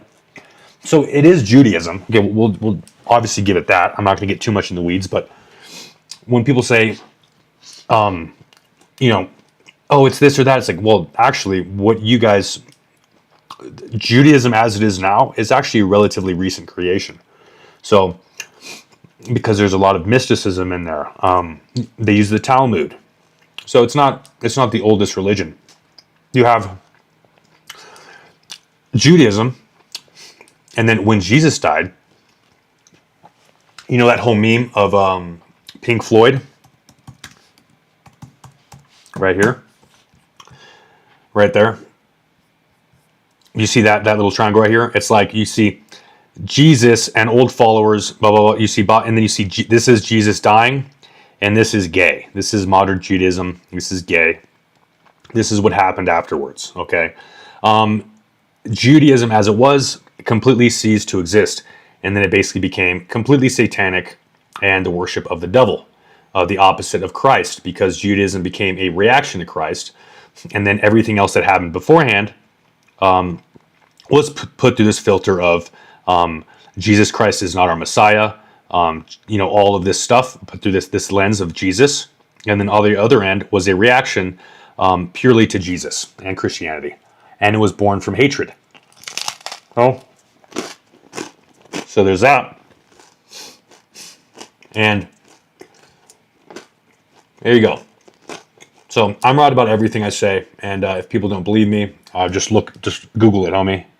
Okay, Google it, and then it turns out I'm literally right about everything I say in life, just about. So basically, modern psychology, all this stuff. I would highly recommend you guys looking into Adlerian psychology. There's a really good book called The Courage to be Disliked. To be disliked. So right here is by Ichiro Kishimi and Fumitake Koga. It is a best-selling book that uses a dialogue between a philosopher and a young man to explain the principles of Alfred Adler's psychology, offering a path to happiness by freeing oneself from past trauma, societal expectations, and the need for approval. Best book I've ever read in my life. One of the, I'd say, top 3 best books I've ever read in my life. If you guys haven't read this book, I would highly recommend it. It dives into Adler, and it's great.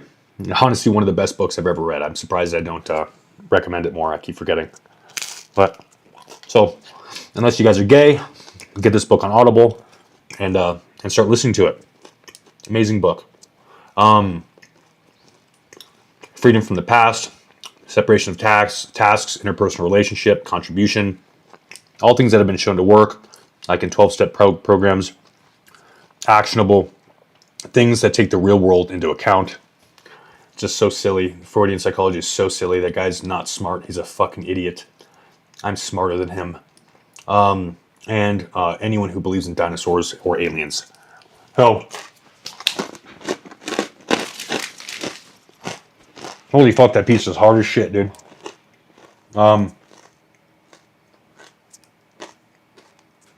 If I'm on any peptides, so I'm on BPC 157, or I was, but the business, nothing started yet, bro. I'm still waiting on all my businesses. Still waiting on all of it to get started up. It's really hard to find reliable people. So that's where that's at. But, yeah,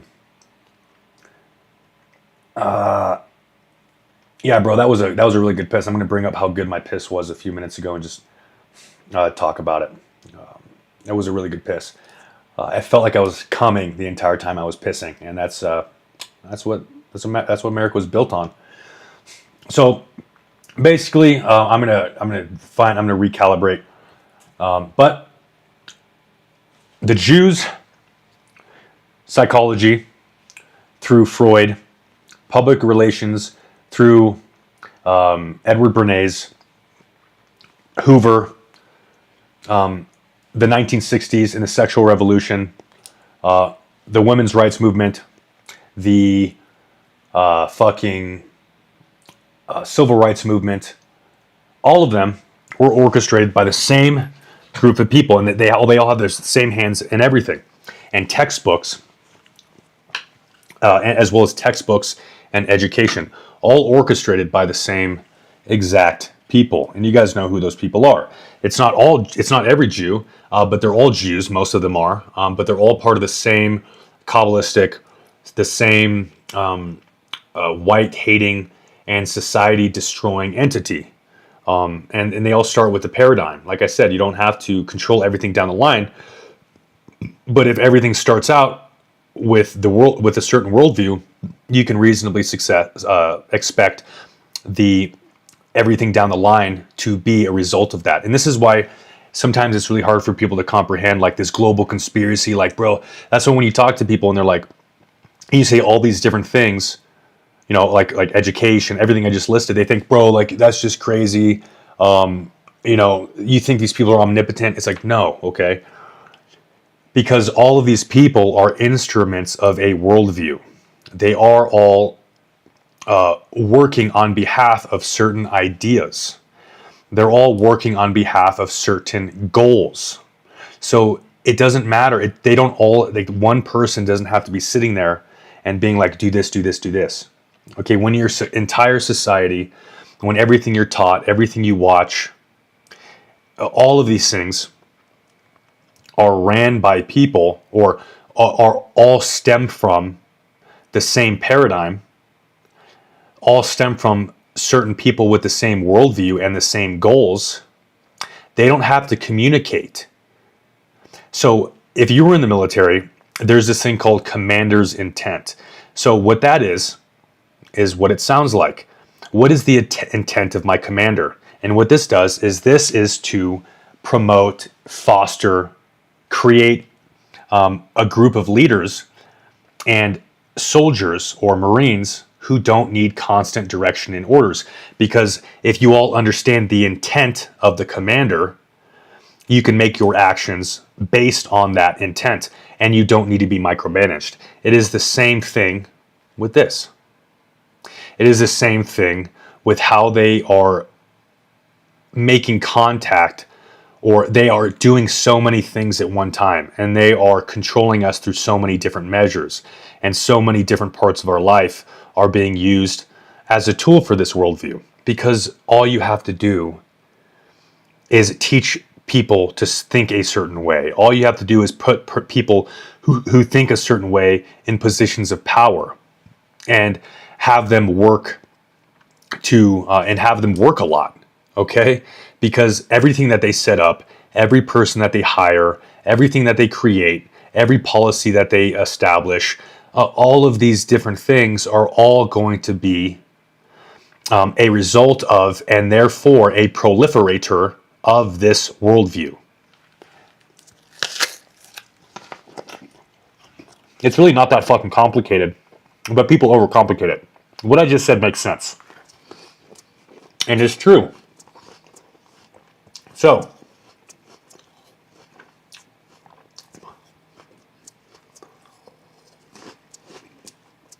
you have, let's go into one more thing about that, guys. We're going to branch off into another topic, and I'll probably stop here in the next hour. The rape gangs, okay? The rape gangs in fucking, in Britain. You guys know all about this, right? You guys know about that page, that whole document that was released by the MP of Britain, documenting this horrible systemic, cultural, and religious phenomenon that is the rape of British women and these grooming gangs. Well, let's take a look at it on Twitter real quick, and then I'll kind of get into why this is happening. You have Mehdi Hassan, who is a fucking definitely not a white person. We'll just say that he's not a white guy. Okay, and this is one thing. This is one reason why they bring in so many Muslims into countries, because they use Islam as a control mechanism. And I don't know if you guys have ever heard of the clergy plan, which is actually a real thing. The clergy plan, sometimes called the is a far-right anti-Semitic conspiracy theory, but it's literally not. We could look at Jay Dyer right here. Let's go to YouTube, guys, and I'm going to show you a video. I'm going to shameless plug Jay Dyer real quick. And he has a video that goes into this, and he brings all the receipts right here. So I believe it was in this one, but Henry Kissinger passing off a global elite architect. Anyway, so he talks about the clergy plan, and this can actually be read. You could read plenty of books on this. That they say it's an anti-Semitic conspiracy theory, but it actually isn't. It says they concocted a plan to mix and replace white Europeans with other races via immigration. The conspiracy theory is often associated with European groups and parties, but is also spread to North American politics. Means promoting the conspiracy theory often incorporate misrepresentations of Kalergi's writings. Okay, let's just look up. Let's look up him. Let's see what he said. So he lived in. So I promise you, he was. Let's see what race he was. I'm sure this gets looked up a lot, so people take it away. But youth and education. He is recognized as the founder of the first popular movement for a united Europe, which is what the UN was created. So the UN was created with his. So they had multiple plans to adopt. They had the Kalergi plan, right, which was his way to organize, construct, basically create the mission statement for the UN and how they would actually operate in the world. And so they had his as well as somebody else's, and they picked his. And I don't think Nietzsche, I think he was also not correct. Anyway, in politics, he was an enthusiastic supporter of the 14 points made by Woodrow Wilson on 8 January and pacifist initiatives of Kurt Hiller. So pacifism is also an instrument to create. It's kind of a ploy. Pacifism is it's a cult. It's weird how they would promote pacifism. Like this leader who structured the UN would promote pacifism. Why would he be involved in pacifism? Because pacifist people are easier to control. He joined the Masons, and he co-founded the Pan-European Union as the only way of guarding against an eventual world hegemony by Russia. In 1923, he published a manifesto entitled Pan-Europa. Let's look up Pan-Europa by Kalergi. So too bad I can't fucking read this. Can I actually read this for free? Actually, it might be. Anyway, so Pan-Europa. So I want to read this, but anyway, so it was instrumental in the founding of the Council of Europe in Strasbourg in 1949. So he was instrumental in creating what the EU basically is today. What else?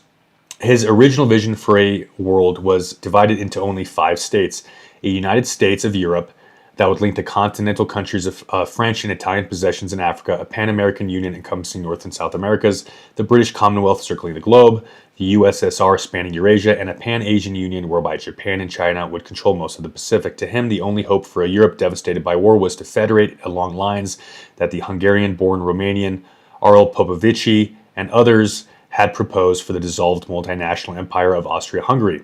According to whatever Pan-Europe would encompass and extend a more flexible and more competitive Austria-Hungary. So these guys were involved in nation building. That's the point I want to get. These people were involved in nation building. So that just sounds kind of crazy that this guy was wanting to change the nations and the borders of nations and manipulate the world into being divided into certain sectors. So, I mean, you already know that they're going to be involved with Edward Bernays on how to do that. People like Edward Bernays would be employed by these people to be like, how could we make this come to be? How could we market this to the people and manipulate the people to do what we want? We've already proved that that's what the United States government was doing. We already proved that that's what Freud was engaged in. Well, I'm just going to go up to the... He was also involved in pacifism, preached a lot of pacifism, by the way. A pioneer of the European integration. So he was a politician, a philosopher, and a pioneer of the European integration. He served as a founding president of the Pan-European Union, right? Of European integration. So anyway, you have the EU, which was created to basically dissolve country lines, and it says that the Kalergi Plan is a massive conspiracy that involves the mass migration, the dissolving of white people, and then you see the results of that. They say it's a conspiracy theory, but it's like all of that stuff all of the stuff that was supposedly a lie and supposedly a conspiracy theory is actually happening. Okay, so unless you're literally a fucking retarded person, you would believe it, that's what they're trying to do, because it's been happening for a long time. So you see the results of that in Europe right now. And then you have Muslims who believe that it's okay. You guys should read the report. Asmongold I just listened to it yesterday for 7 hours. I listened to the report for 7 hours, and it goes into the details of all of these different cases that happened. And it's some of the most horrible shit you'll ever hear in your life. And then you have people like Hassan Piker, absolute pussy, okay, of a man, grifter, just an overall terrible person, laughs at this. You have these people laughing at the plan. Liberals, okay? You have all of these fucking liberals laughing at this terrible shit that's happening, and fuck conservatives too. But it just so happens to be liberal women and Muslims, okay? Liberal women and Muslims are scoffing at this fucking shit because they think it's funny. They think it's funny that you're getting raped. They think it's funny that your women, your children are getting raped. They think it's funny. Horrible people. So they bring in all these Muslims who don't believe like you believe. They think it's okay to rape white people, literally. Massive cultural differences, and you see the effects of it. So you have this guy, Mehdi Hassan. I just scrolled down and found this right here. The same week that Rupert Lowe put out his bullshit rape gang report, falsely claiming Muslims raped 250,000 white girls, and same week Elon Musk amplified it on here. This happens. Is anyone surprised? They're inciting violence against Muslims and emboldening extremists. Good. So you have this fucking dude, absolutely garbage human being, who should be deported, or even worse. Look at him. He doesn't even look like he belongs in this country, or any white country. British American journalist, editor-in-chief and CEO of new media company. Subscribe here. This is fucking absolutely terrible, man. Muslims don't care about us. They only care about other Muslims. Let's watch this. Enough is enough. I have had enough. Don't just leave it again. Protecting the country from these fucking miserable bastards. Raping our young daughters, raping our kids. Enough is enough. I have had enough. Don't just leave it again. A 36-year-old white Scottish man is being investigated by counterterrorism police after 5 people were stabbed in Edinburgh. He said after his arrest, "I'm protecting the country from these fucking Muslim bastards raping our young daughters." Yep. This is what happens, dude. This is what happens when people get pissed. And good for them. Good for them. Good for them, dude. Finally, people are standing up. He says that the Rupert Lowe put out the bullshit rape gang report, and that it is bullshit, because that's a low estimate. It was millions of young girls were raped. Millions of young girls were raped. And it was, it's an endemic problem. The police force, social workers, all of that are used to perpetuate this issue, all because they're scared of being racist. That's why I'm saying, like, these paradigms are important, what they infect us with. And that's why they need World War II to be the center since we were a kid. we've been told that World War II was the worst thing that ever happened, that the Holocaust was the worst thing that ever happened, because they need racism. They need you from an early age thinking that being racist is the worst thing you can possibly be. Because if you're scared of being racist, they can bring in the people that are going to kill you and that are going to ruin you and that are going to hurt you. They can make you destroy yourself if you believe that being racist is bad. They get you to shoot yourself in the head. So that's why racism has to be the worst thing ever. And for racism to be the worst thing ever, Hitler has to be the worst person ever. And World War II has to be the worst thing. Everything's been constructed. Okay. I'm done eating snacks and giving you guys a mukbang ASMR. Actually, let's have some kefir right here. This shit slaps, dude.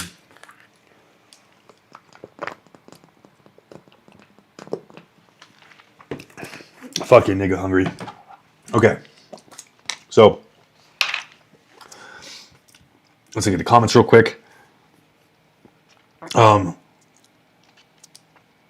blame the men of Britain for not protecting their women. Okay, well, I mean, sure, you can blame them, but do you really think that they're to blame?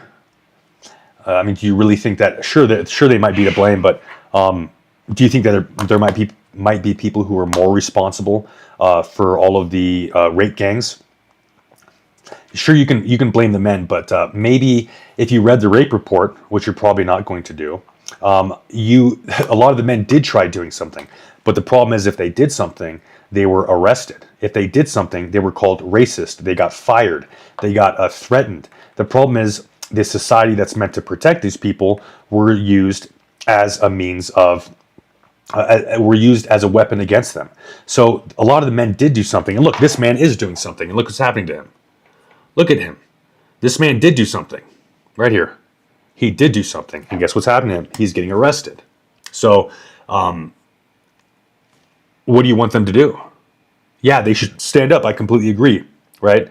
But, I mean, do you blame yourself at all for any of the issues that are happening in this country today? Do you have the same accountability that you want them to have? What are you doing? There's plenty of problems that are happening in this country today. What are you doing to fix it? You know, you want to blame the men, you know? But they must persevere. I mean, that's easy for you to fucking say, right? That's easy. Men must persevere. Oh, that's cool. That sounds really idealistic, but where's your accountability? You know, women have specific roles as well.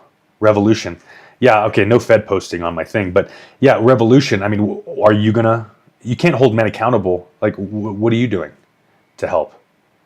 You know, what are you doing to help? You're not doing anything to help, right? So I wouldn't be so, oh, Seth, you don't even know. I highly doubt. I probably do know. I highly doubt that you are doing. I mean, it'd be great if you were making a meaningful impact, but we're not going to have a revolution. That's not going to happen anytime soon. So I keep my bits to myself. Well, you know, good for you. But I hear a lot of people say stuff like that. But what are you doing? You know, I hear a lot of people saying stuff like that, and being involved in social media, I saw that a lot. But anyway, people always say that they're doing a lot of stuff, but all they're doing is like talking to people. Or maybe like talking to other people who are also angry at the government online. But talking to people online isn't really doing anything. Talking to people who agree with you isn't really doing anything. You know what I mean? So, it'd be great if you actually are doing something, but I just don't see that being the case. A lot of times when people say that, they're just kind of LARPing. But hope you are. So. What else are they talking about? And then you have the people who deny this once again, and it's just right here. Look at it. Amazing level of BS behind the estimate of 250,000 white girls victimized by Muslim rape gangs. What they did was come up with a number for Telford, Oxford, and Rotherham, the center of the scandal, extrapolate to the rest of the country. Imagine if, to calculate. So, this means that they assumed 100% of the victims were white girls and 100% of the... No, they didn't. So this guy didn't actually read the... so this is another bad faith actor. This guy, can you guys guess what race this guy is? Can you guys guess what race he is? I can. I think we all can guess what race he is. So, bad actor. And so Americans cared a lot about suffering in Africa. It was a key part. I explained why that changed. The cult of victimhood came to dominate our culture, leaving no room for sympathy for others. See, subversive Jew. Subversive Jew. As just, I don't even really fucking know what to say about that. So he said, this is sick stuff. I don't think people like this are redeemable. And what is this about? While Hamlin's exact role in the killing isn't clear, reported in the Ann Arbor News. So he talks about this being, this is somebody who killed cats. Okay, this is a person who killed cats. And this is what he has to say about it. Right here. These people are irredeemable. Now, what does he say about the Muslim rape gangs? He says, fuck, where was it, dude? This guy's this makes my blood boil. And this is what he says, BS. This is what he has to say about the Muslim rape gangs. Okay. He says guys that kill cats are irredeemable, but then he goes on to defend the rape gangs. And he didn't obviously read it because the book talks about how the methods that they use, or the thing talks about the methods that they use. And they didn't say that 100% of the victims were white girls and that 100% of the perpetrators were Muslims. They don't actually say that. They lay out everything. So he's being disingenuous and he's polluting everything. There are 250,000 victims and 250,000 instances of victimization. So it does actually say why. So this guy is fucking just a bad faith actor. It says, because I read the whole thing, it says there were 250,000 victims and 250,000 instances of victimization. So they don't go off of, if they went off of every instance, they're counting every victim as an instance. Nowhere in the book or nowhere in the report does it talk about, not that I remember, does it compile all of the different cases, because many of these cases had hundreds of different instances, because that is what a grooming gang does. It's not a one-off thing. If they counted instances, it'd be possibly hundreds of instances per person, on average at least 10 to 20. So there you go. So they went back 40 years, though I don't think that there were Muslim rape gangs in the 1980s, even though it is well documented that there were. He just says, I don't think that there were. The Oxford number includes all instances of grooming, whether or not they involved sexual contact at all. And not much is shared about the methodology. It is a complete guess, even though the methodology is completely listed in there. It talks about child exploitation, the giving of drugs, the grooming of kids, and basically lewd and lascivious conduct with children. That's what it's listed as. But those 250,000 victims are explicitly listed as rape victims. That doesn't include all the people who are involved in the grooming gangs. The number is much higher.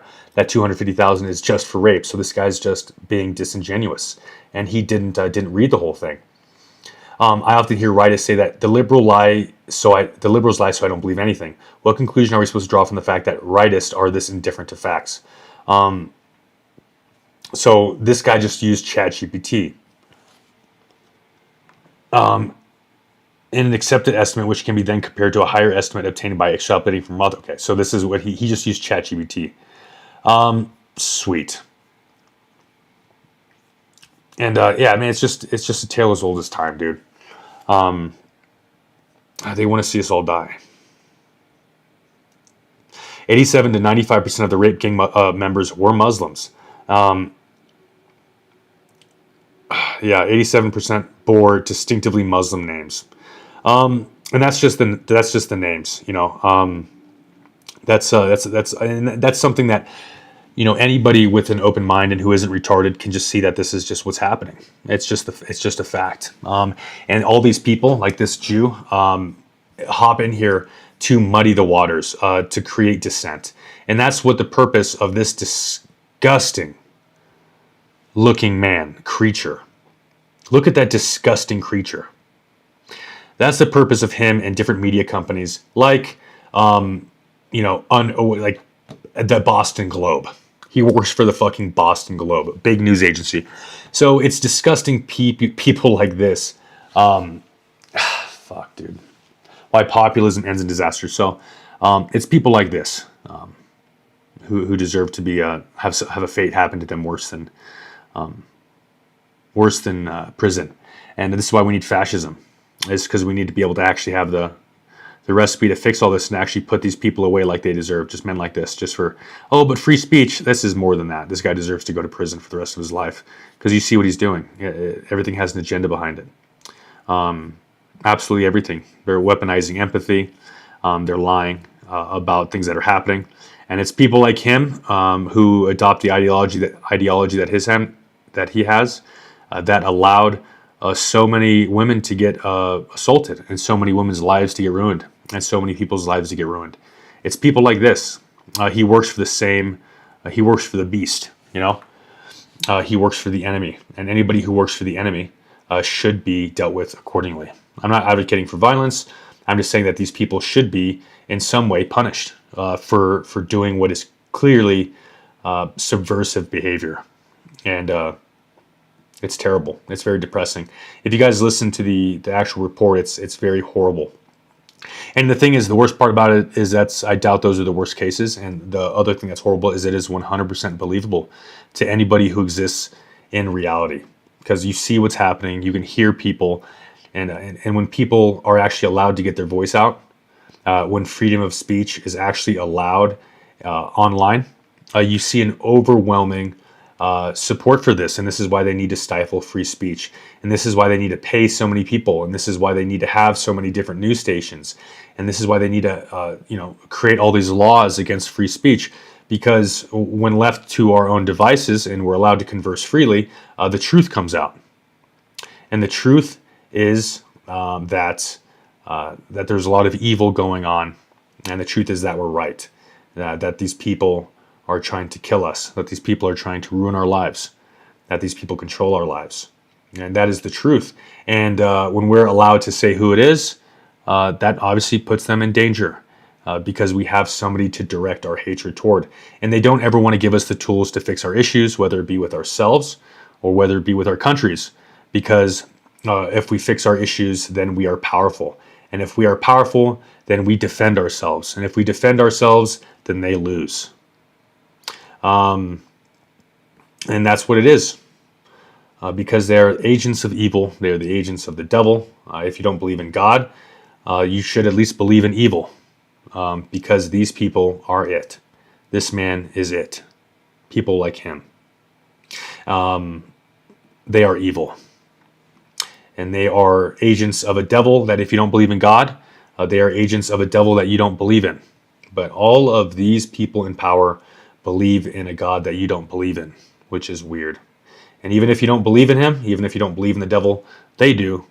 And they are doing his bidding. So the world is what it is. And to anybody who's not stupid can see what's happening. And what do we do? What do we do? Oh, that's a good fucking question. Yeah, Vlad the Impaler would have known to do with that smug-looking head. Once again, it's kind of fucking depressing, bro. That's pretty fucking sad. Hey, what the fuck is happening on Twitter today? And this guy, Mehdi Hassan, right here, once again, probably a Muslim dude, Pakistani. I don't know what if anybody who's been to Pakistan, if anybody who's been to these countries and who isn't a bad faith actor, can go to these places and just see what it is and see that these people are not like us and that their culture is worse than ours and it's not compatible with ours. And when you bring them over here, they prey on us. They prey on our women. They see us as less than them. And everything's been reversed. We've been told that we're the evil ones. We've been told that we're the racists, that we're bad, when in reality it is the opposite. In fact, that we Europeans are the most compassionate people to have ever existed on the planet. We're the most welcoming of outsiders. And because of that, and other factors, we're having all of that used against us. And these people know what they're doing. And they should be prosecuted. They should not have free speech. We should not have free speech, because if free speech allows things like this, then that is wrong. We don't have free speech anyway. So we might as well have laws that protect us and protect our people. Big news on the clinical trial front. So once again, this subversive Jew is talking about, what is he talking about? He's talking about us giving all of our fucking money to Africa. He's talking about stuff against the NRA. That this guy, that he's basically painting the NRA and frat dudes as a problem. The NRA chief set a kitten on fire when he was in high school. I'm sure I could dig into that and find that that's somehow false. But what else is he talking about, guys? The U.S. moves to reclaim the therapeutic pipeline. He's talking about pharmaceuticals. What else is he talking about, guys? All these things that I just brought up beforehand. Women are probably taking GLP-1s when they're feeling ambitious, and he's also talking to women. It's this methodology leaves a lot to be desired. Women are probably taking GLP-1s when they're feeling ambitious, trying to find a partner, or trying to get into the wedding dress. There's no method put forward for this. Trying to get women to stop losing weight.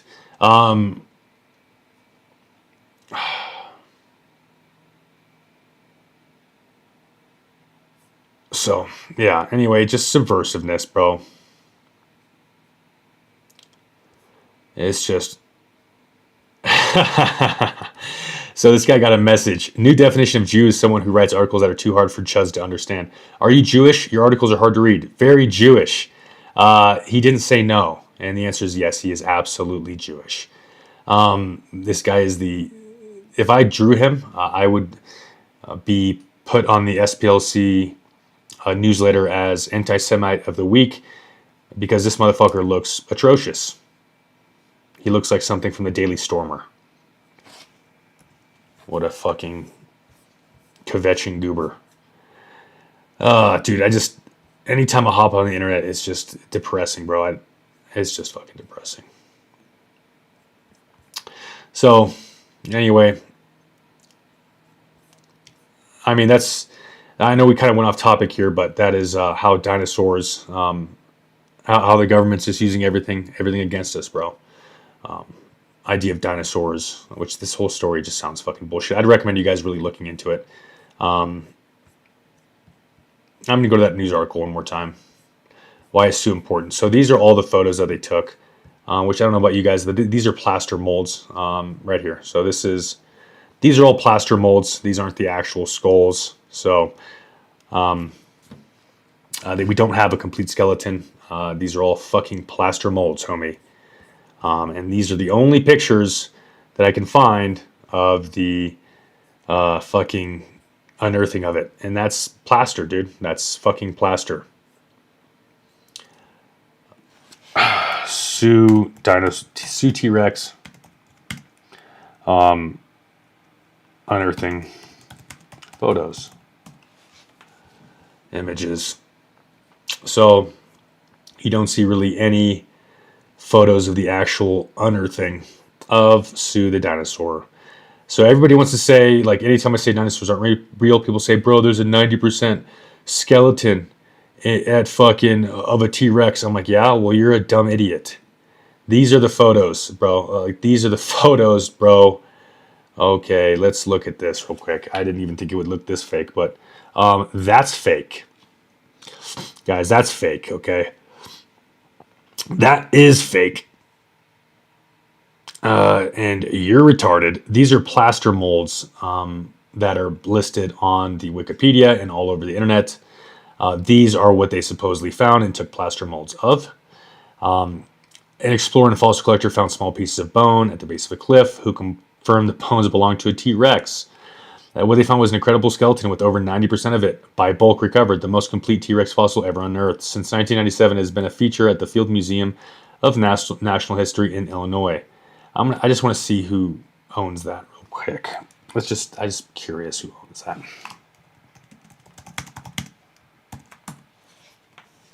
A private non-profit institution. The museum operates in close partnership with the municipal government agency, Chicago Park District.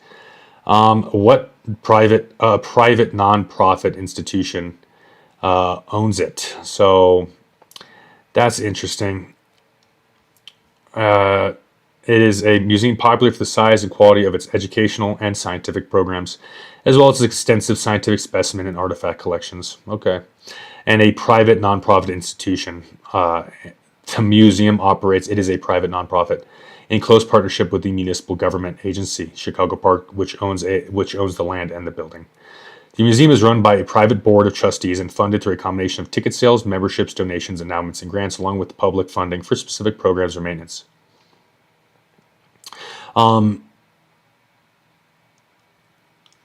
Marshall Field. See, this is how you look into stuff. The museum and its collections originated in the 1893 World's Columbian Exposition and the artifacts displayed at the fair. So these different little things, like you don't have to control so many things. You just this is the church, as that one girl said. This is the place of worship. You just create all these idols, these false things that actually aren't real. Like this is a plaster mold of a supposed T-Rex that they found. This is a mammoth, you know, and they have all these different things that people come and worship at the altar of, you know, naturalism, and because they want to believe, they don't want to believe in God. They hate God. They hate the world, and then so they come to these places, and all they got to do is put create some stupid, fabricated, clearly false and gay story of them unearthing a T-Rex, and then put it up there, and then people are just like, yeah, God's not real, dude. Hey, you're freaking, you know, big guy in the sky, or whatever the fuck they say. What do they always say? Sky daddy. Oh, those people are the worst. Workcamp for anybody who says sky daddy unironically. Oh, you believe in sky daddy. Look, dude, I believe in science. Look, this is a fucking clay mold of some bones that they just so happen to find. But look at this. This is, I believe because look at this, bro. How, really? You think you're so smart because you believe in God? Look, dude. Here's some plaster in the shape of some bones in this building, surrounded by other things of plaster and shit, dude. I'm so much smarter than you. You're so gay, dude. They're all just so gay and retarded. Oh, so gay and retarded. Like this is the this is what they have, dude. These are the photos. Like these are the photos. These are the photos, guys. This is what they have to show us of the. This is what they have to show us, gentlemen. This is it right here, guys. And you'd think if it was one of the biggest findings, basically in the history, proving dinosaurs, you'd think they would have a little bit more photos of this historic moment, don't you guys? That they would have some more photos of this historic moment. Look at that fucking face. That's the face of a liar. But oh yeah, but that's like I said, that's the fucking equivalent to Roswell. That's like, hey, look at this. Where did I put it? Where did I put that shit? Roswell, guys. I can't find it. Doesn't matter. It's like those stupid. It's literally. It's giving the exact same vibes as this. Same vibes, guys.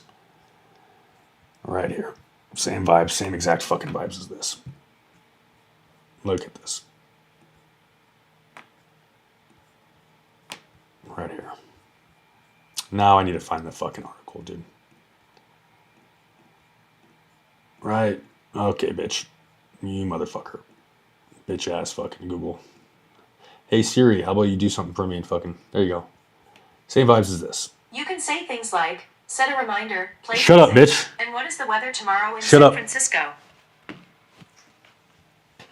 Okay, Mossad heard all that.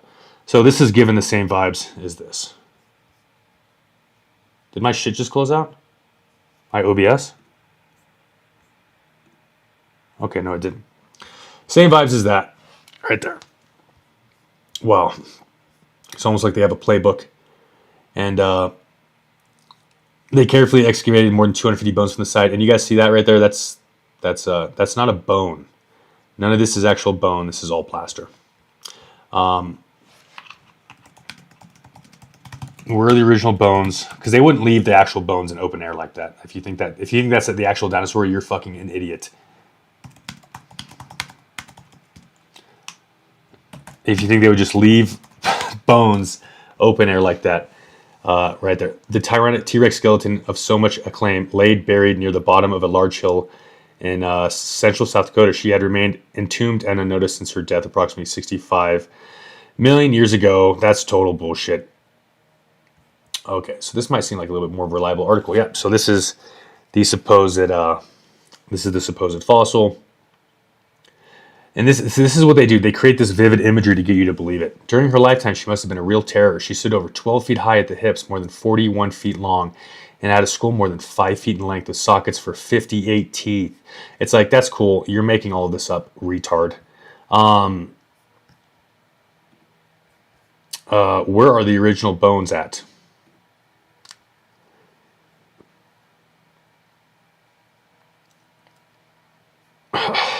Doesn't say. Anyway, so they have the same photos, bro. It's the same photos. So anyway, if you guys don't see this bullshit, you're retarded. You are retarded.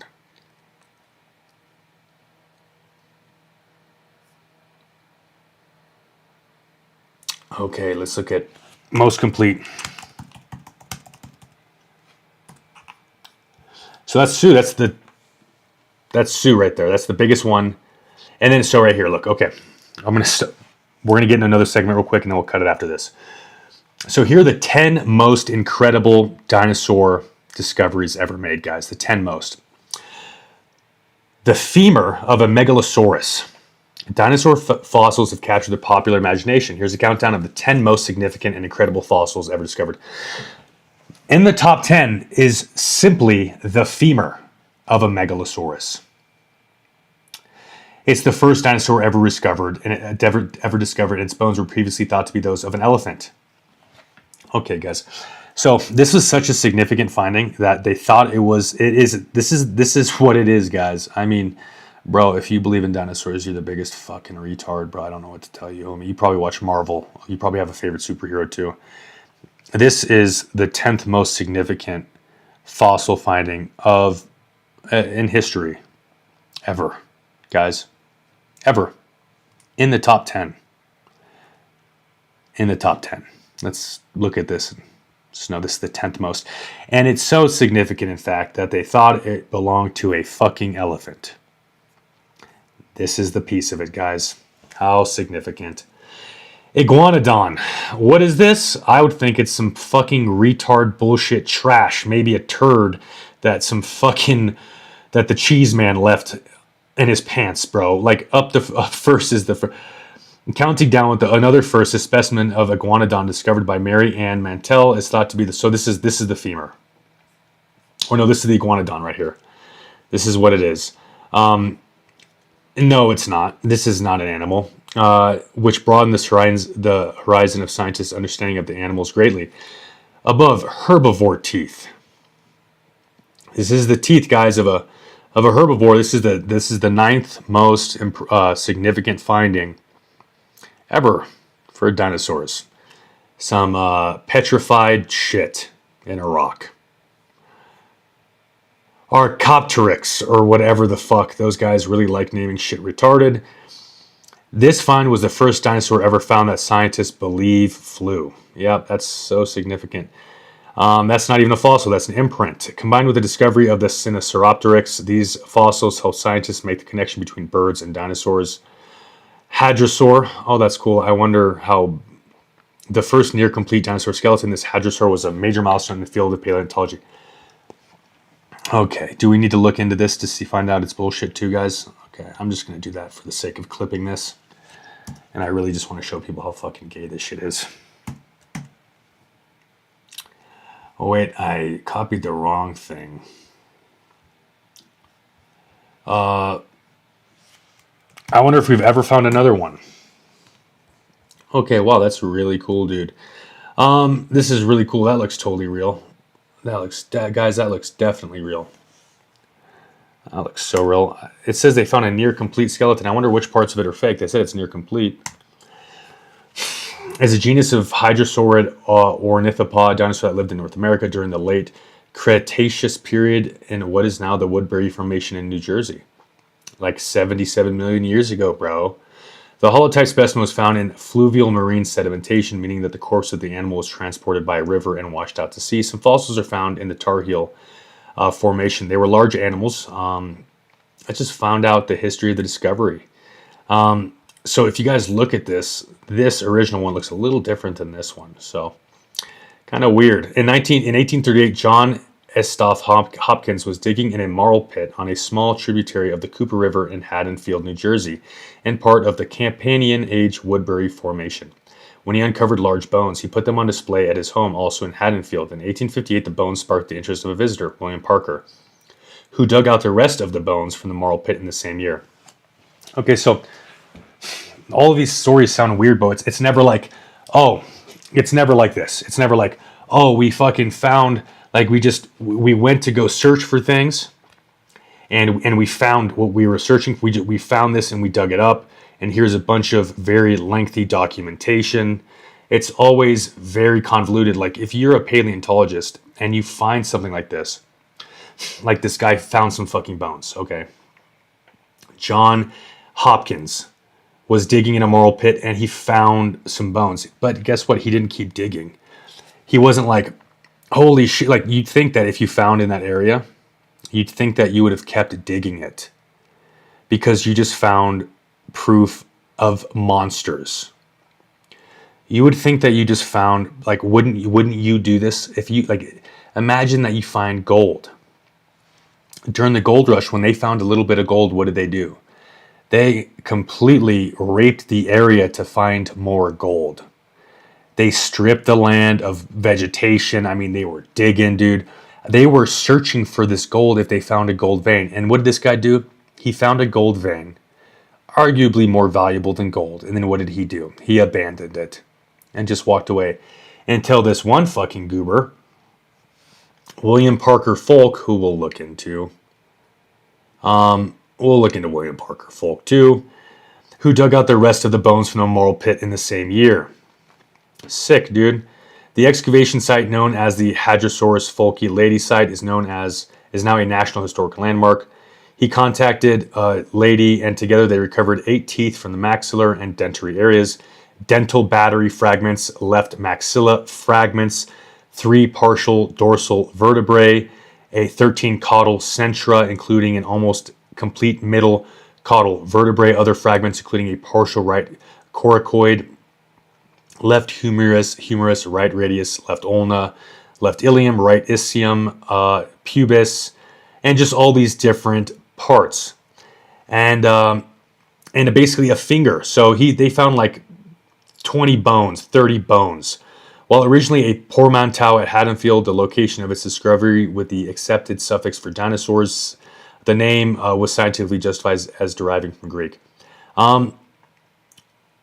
He recognized Lady. I'm pretty sure Lady's a Jewish name, dude. I'm sorry, but we're looking into this, guys. Okay. Where the fuck was it, dude? Where is Lady? I'm always like, oh, is it a Jew? I don't know. I want to look into the guy. Anyway, I don't want to get too sidetracked. He recognized the bones from a dinosaur because of the similarity to those of Iguanodon, which I promise you is also fucking bullshit. Discovered in England some decades before, but at the time, the skeleton of Hadrosaurus was one of the most complete dinosaur skeletons known. Lady's monograph was written in 1860, but the American Civil War delayed its publication until 65. He reconstructed the Hadrosaurus as a biped. Okay, so this is how much these guys knew, and this is how much we know. He reconstructed it, and that's what they do. They reconstruct it, okay, because they don't fucking know. They literally find a bunch of shit in the ground. They don't know if it belongs to different animals, and they put it together like a fucking Lego set. And then the parts that don't fit, what do? They use wire and they use plaster. I mean, come on, guys. This is so retarded. He accidentally reconstructed as a biped, in contrast to the view at the time that such dinosaurs were quadrupedal. The entire skeleton was completely assembled in 1868 by a team including English sculptor and naturalist Benjamin Waterhouse Hawkins, and was put on display at Philadelphia Academy of Natural Sciences. So it wasn't a complete skeleton, guys, but when you look at it, it's a complete skeleton somehow. So this is how they fucking pollute the water. It wasn't even nearly a complete skeleton, but when you look at it, it is a complete skeleton, because what do? They're missing a shit ton of parts, very important parts like ribs and stuff, and they're like, oh, this is just what it would look like. This is not at all what they would look like. We have no idea what dinosaurs look like, or even if they ever existed. When it was first put together, it was displayed with a plaster skull sculpted by Hawkins. Many other artists have recreated it with skulls from other related species. Okay, so we don't know what its skull actually looked like, guys. This skull that you see, this was originally the skull that it had, and he set it up like this because he, like, look at this. This is what it originally looked like. This is what they originally found. This does not look like it actually functions. Do you guys see how retarded this is? Do you guys see how fake this is? I hope you guys see that. This, and that skull right there, he made it up. He made it up. Do you think that he may have made up other things? Do you really think that that's what it looked like? Even though he set it up as a biped with arms, even though this is actually what it looked like. And does that head look like this head? No, it doesn't. Do you know why? Because they changed the fucking head on it to match other animals, which I am 100% positive they did the same thing with those animals. So, as I've said this whole time, all of science is based off of a foundation of retardation, of fucking idiots. And everybody's an idiot for believing anything these people say. This head, and I promise you that the head of this animal, which was based off of other animals, if they found another dinosaur, quote unquote, they would use this fake head as a model for the head of another animal. You guys see what I'm talking about? You guys see how down the line it's like a game of telephone? They call this science. This paleontology, it's a science, guys. There's dudes who literally make paper mache skulls and are like, oh, that looks about right. They put it on an animal and then they put it in your fucking textbooks and they're like, hey, this is what it looked like. And does this animal, hey, let's look at this, guys. You see those ribs? You see the ribs in the shape of those bones? Tell me if that looks any different than this. Because it 100% does. It doesn't even look the same. They don't even have the same shaped bones. Not even the same shaped bones. So, it's just fucking silly. Just absolutely silly. Not even the same shape of bones. I mean, I don't even know. I just think people are so fucking stupid. Look at the neck on this. Even if this might be just a recreation made out of metal, it's supposed to be accurate. Look at the neck on that. Look how much different that neck is than this one. This one is entirely shorter, thicker. It looks entirely different. And same thing with the front claws and the front legs. Looks entirely different, guys. So it's all bullshit. Let's look at the other one. Fighting fossils. Well, this is fake. Okay. Discovered by the self-named Dino Cowboy in June of 2019, this fossil depicts a Triceratops in battle with either a young T-Rex or...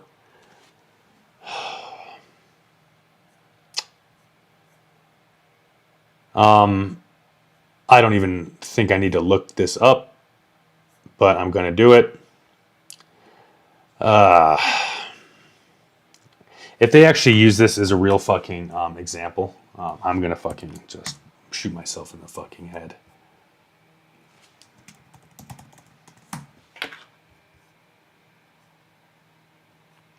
Okay. Perhaps the best dinosaur fossil ever discovered. See why has hardly anyone seen it? A Montana rancher found 2 skeletons in combat. Let's stop right here and hear that and hear what just was said. They found them in combat, the dueling dinosaurs, but who did they belong to and will the public ever see them? I think we can all agree how ridiculous the thought or the idea that 2 animals fighting each other died at the same time and were petrified in the position they were engaging, where they were fighting each other in. How ridiculous that is. And this is considered one of the top 10. Like other animals didn't eat at him. Other animals didn't take him away.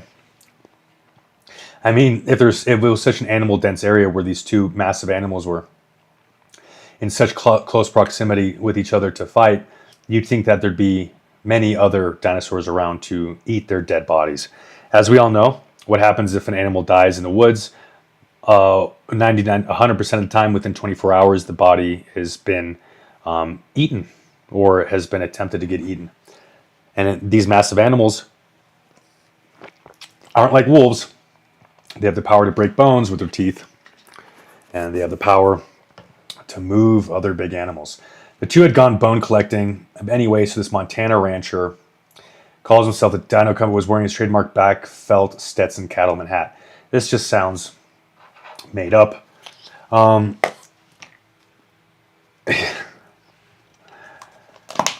Phillips asked if he had found anything. Yes, he said a pelvis weathering out of a hill. Not a big deal, except this one appeared to have an articulated femur, potentially suggesting a rare level of completeness. They went to the site. Phillips could tell right away it was from a ceratopsian, a group of herbivores, beaked dinosaurs. So why would herbivores be fighting each other? And this is what he found right here. That's what he found. Could have been to anything. This time with Lidge. So this is... They built a road to the site. They began excavating the ceratopsian with pen knives and brushes. Business partners were brought in. Secret contracts were arranged. Eatman came to help when he could, along with a rotating cast of confidants. In the U.S., fossils found on private land belonged to the landowner. Prospectors simply need their permission to dig. The Murray signed off, and Phillips O'Connor got to work. After 2 weeks, the body of the plant eater had been revealed. It was more than a pelvis and femur. It looked like a fairly complete skeleton of the Triceratops. One day, Phillips was behind the wheel of his uncle's backhoe, scooping out soil from around the fossil so it could be removed. Carefully watching each dump of the bucket, at one point he noticed dark fragments along the light-colored sandstone. I don't think they'd be using that. Oh no, he thought. He jumped down, combed through the sand, found the claw of theropod.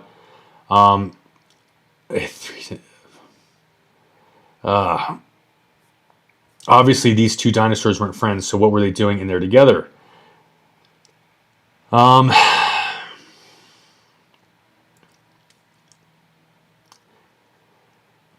3 months of intensive excavation followed, during which Phillips lost 15 pounds. In the end, he and his partners had a 28-foot-long ceratopsian and a 22-foot-long theropod and 4 multi-ton blocks, a little cowboy ingenuity, and we've got them out of the hills.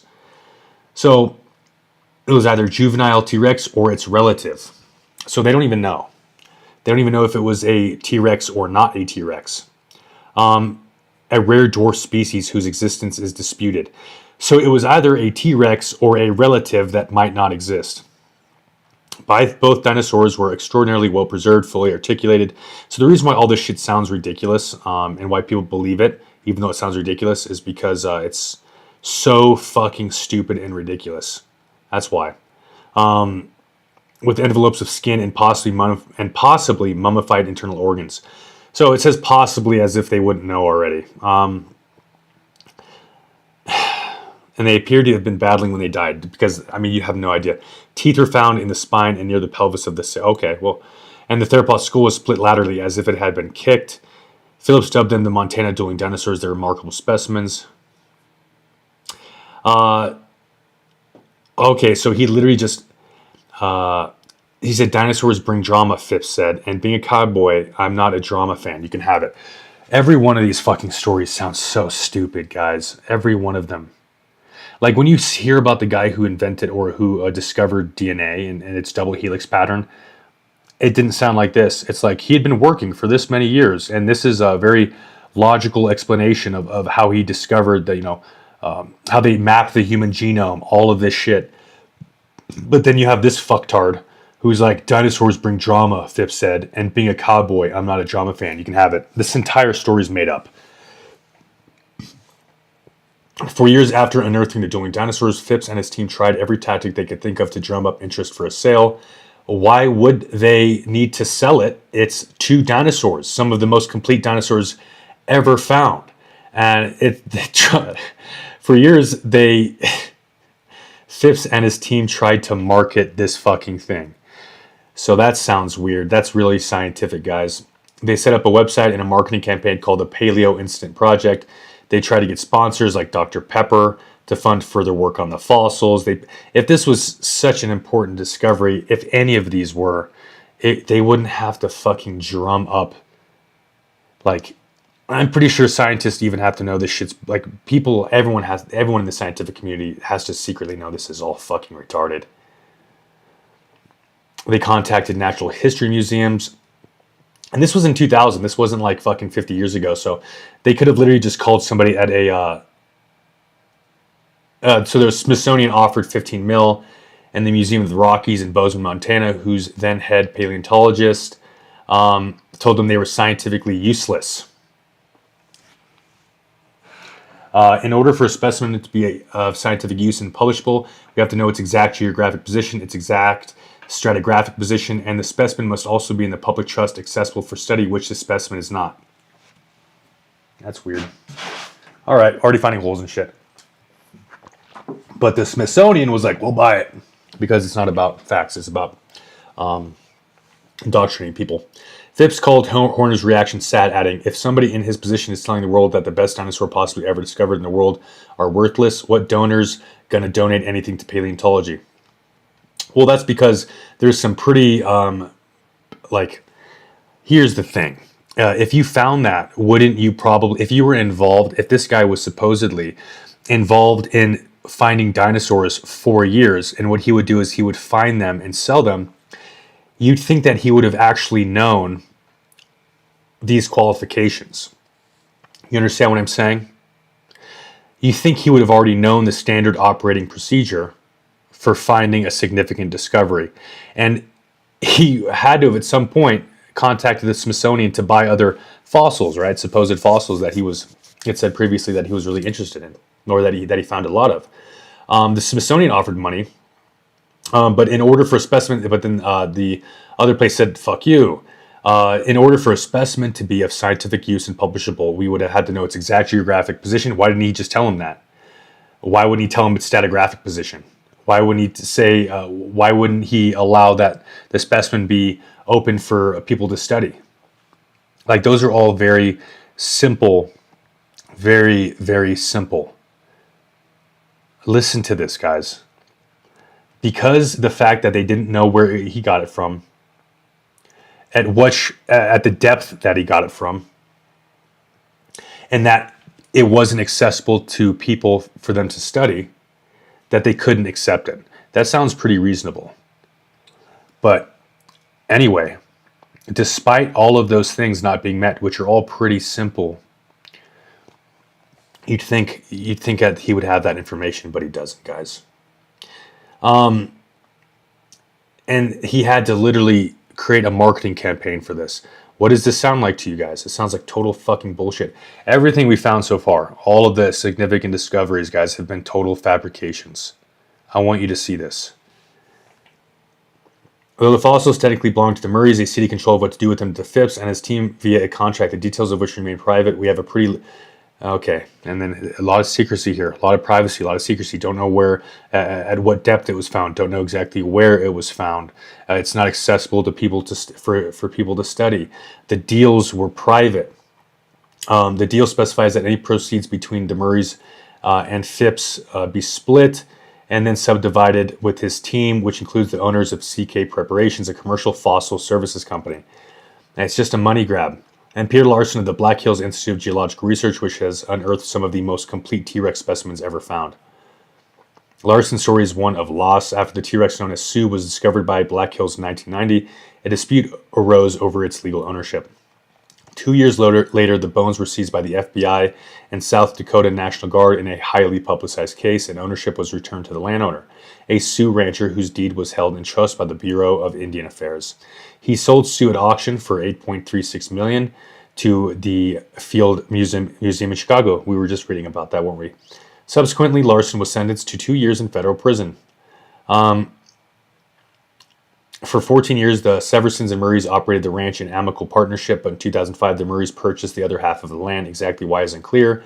The Seversons say Liege called to ask about buying them out, while Mary Ann says the Seversons approached them unexpectedly. An agreement was reached to split the estate. Liege and I knew nothing about fossils. We just ran cows and farms. That's all we did. But that must be a different person. But these just look fake, bro. This is fake. Last November, a court ruled that fossils on Montana state and private land could be considered minerals. Fossils undoubtedly can be composed of minerals, but they have generally been recognized as belongings to the surface estate owner, whom we normally think as the landowner. Anyway, so this is just a bunch of bullshit, guys. So that's there you go. That's a really fucking strong case. Let's find the other ones. Petrified nodosaur. The fossil was accidentally discovered by miners in Canada. It is one of the best preserved dinosaurs ever discovered, with much of the tissue in its body fossilized rather than decomposed. So I might believe something like this because this looks like a fucking crocodile, doesn't it? That looks basically like a crocodile. But let's look into this one.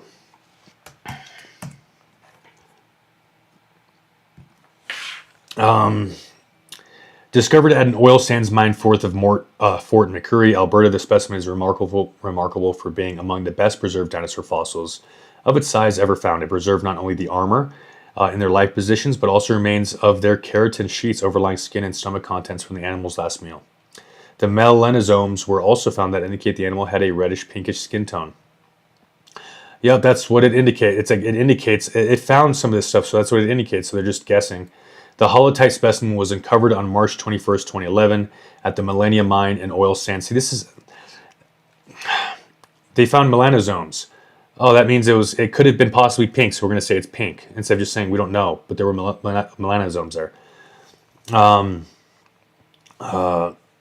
It was discovered by a miner, Sean Funk. That's a fake name. Who was digging in the bank and noticed a specimen, the Wabasca member sediments. That's a Native American. Sediment. So, that's probably like near native land, I'm guessing. We're being removed to allow mining of the underlying bitumen-rich sands of the McFurry Formation.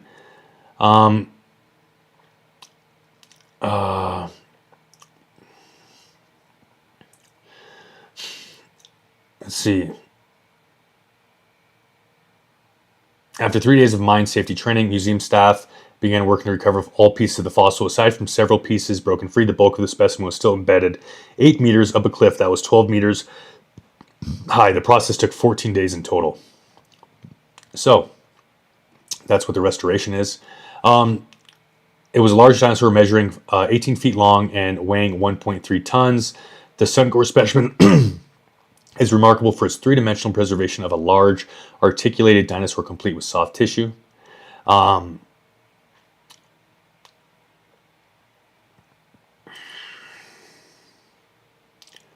Cool. So this is what it looked like. So this is what they say was one of the most complete things ever found. I want to show you guys this, dude, just so we can really, you guys can say that people can't say that I'm not uneducated or that I'm not educated, that I'm uneducated and I don't look into this stuff. This is the 5th most important fossil ever discovered. It said the most complete of its kind. And this is what it fucking looked like, guys. You see this? Do you see that? And then what do? They put some wire around there to show people, hey, look, that's actually what it looked like. They say that this is one of the most complete skeletons ever found. And once again, this is what it looked like, guys. That looks fucking retarded. That's fake. And so they just say that's what it looked like. And then this is their reconstruction of it, guys. I'm going to show you. This is their reconstruction of it. This is how they reconstructed it to look. Because science, guys. Because science. I'm looking at the receipts here. These are the receipts, guys. These are the receipts. I'm not making anything up. I'm not being ridiculous. I'm not over exaggerating. This is what they found. Okay. This is what they said it looked like. Okay, buddy. I mean, that's just so fucking stupid. Once again, that's the restoration. And they rely on restorations. Just like that guy literally created the skull of that one animal out of plaster. They do the same thing, but with CGI. and people believe it. Nobody looks this much into this shit.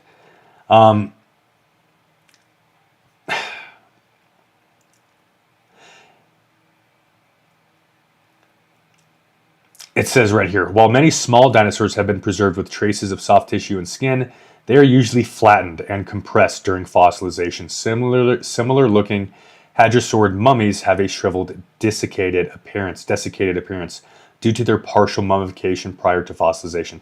So this is what they're going to tout as an impressive and undeniable example of dinosaurs. Some fucking rocks.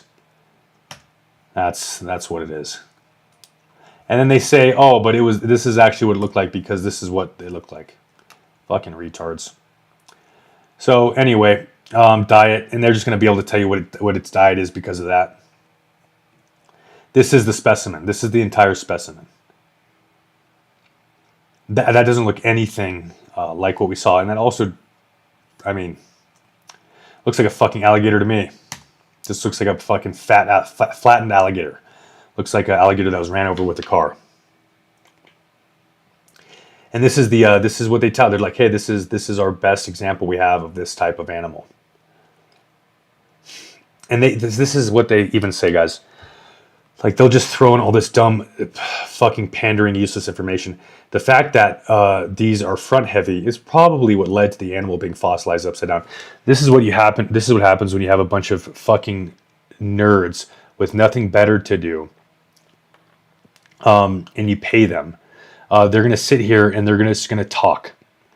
They're just talking. Like, the fact that it's front heavy is probably what led to the animal being fossilized upside down. It's like, nice information, faggot.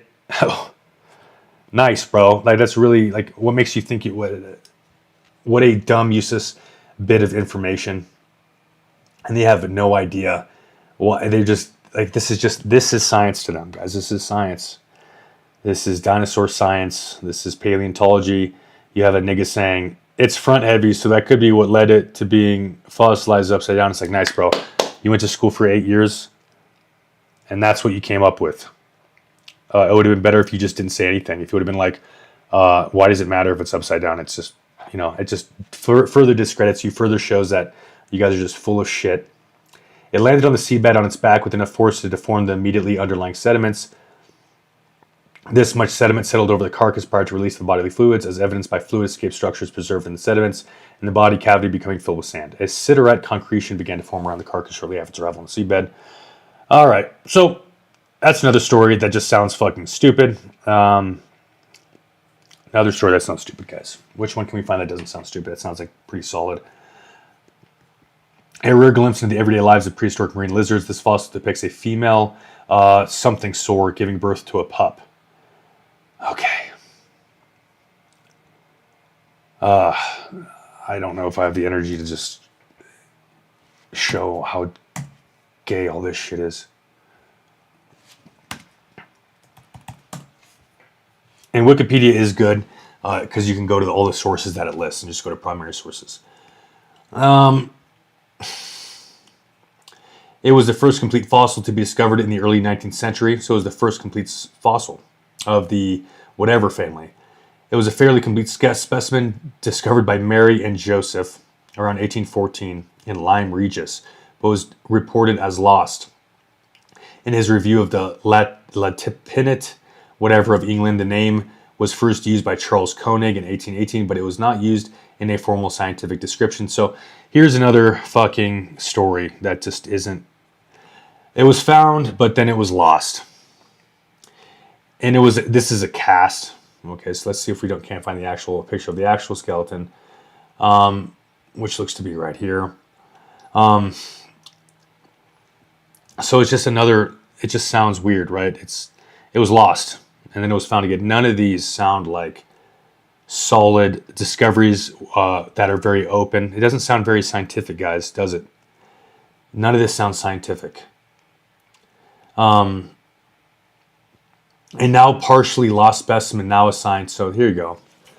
And right here, it was not used in a formal scientific description. It's now attributed to, I'm not saying these fucking words. In 1821, considered to have taxonomic priority over that, and named the species this based on a now partially lost specimen. That's very scientific. It based off of a now partially lost specimen now assigned to the Temnodontosaurus that was discovered and collected between 1811 and 1812. One specimen at home. So it's based off of things that aren't even real. You see that?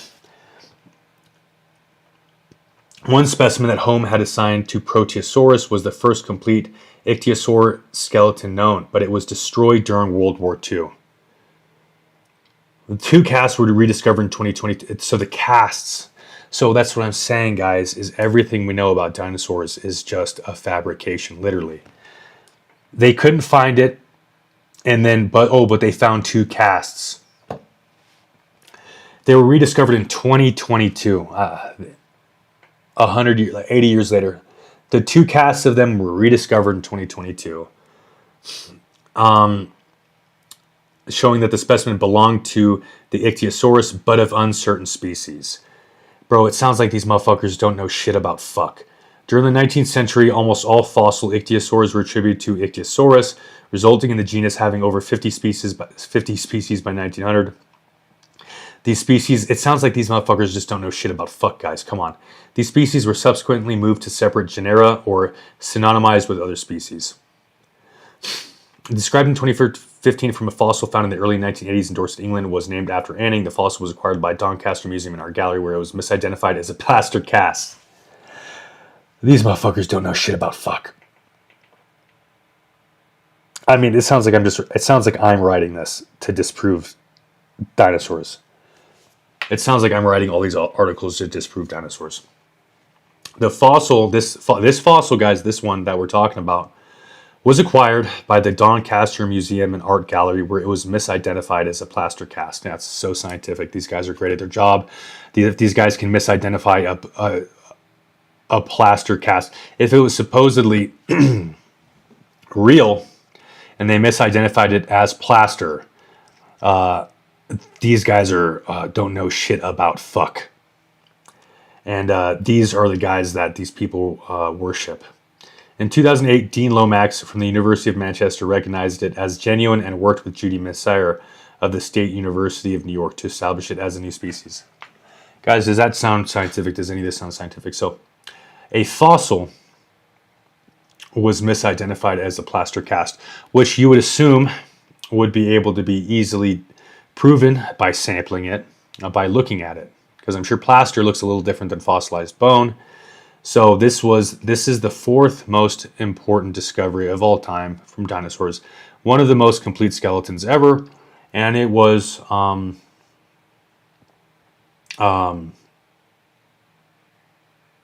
it's based off of bullshit. So that's crazy. In 2008, Dean Lomax from the University of Manchester recognized it as genuine. How did he recognize it as genuine? I'm sure if I looked into it, it wouldn't say anything. I'm looking into it enough to know that this is gay and fake. Hope you guys watching this are just realizing how fucking fake all this is. He recognized it as genuine and worked with Judy Messier of the State University of New York, very Jewish, to establish it as a new species. So, it's a plaster cast. Oh no, it's not. It's real. Let's identify it as a new species, guys. This isn't actually a plaster cast like all you other guys who are experts in your field thought it was. You guys misidentified it as plaster. It's not plaster. Let's identify it as a new species. Don't ask questions. Don't look into it further. That's fucking crazy. That's just the gayest, fakest shit I've ever heard. Some fossils still had baby specimens inside them, indicating that the Ichthyosaurus was viviparous. Similar finds in the related, and it's not even just one thing. It's every single fossil I found is sketchy. This is definitely the most fake of all of them, but every fossil I have found has been weird. And it's been very unscientific, clouded in mystery, and none of them allow the public to test it. The public can't test any of these. So they say they test it, but I guess even them testing it and being experts in the field still think that fossils, they still mistake actual fossils for plaster and vice versa. So that's pretty fucking funny. Let's look at the next one. Nest of baby dinosaurs, guys. This one I already know. This sounds like the shoes at Auschwitz. We already know this is fake. Nest of baby dinosaurs. Let's look at this. What started out as a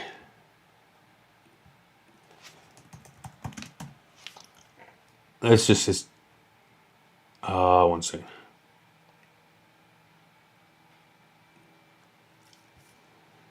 Okay, this is fucking fake too. Oh my gosh, bro. I don't even want to fucking... Everything's fake. Let's see where they're getting the... Discovered in Mongolia, this fossilized nest contains 15 young and gave scientists a never-before-seen look into the upbringing of these dinosaurs. Wow, sounds fucking fake and gay. Let's look at this.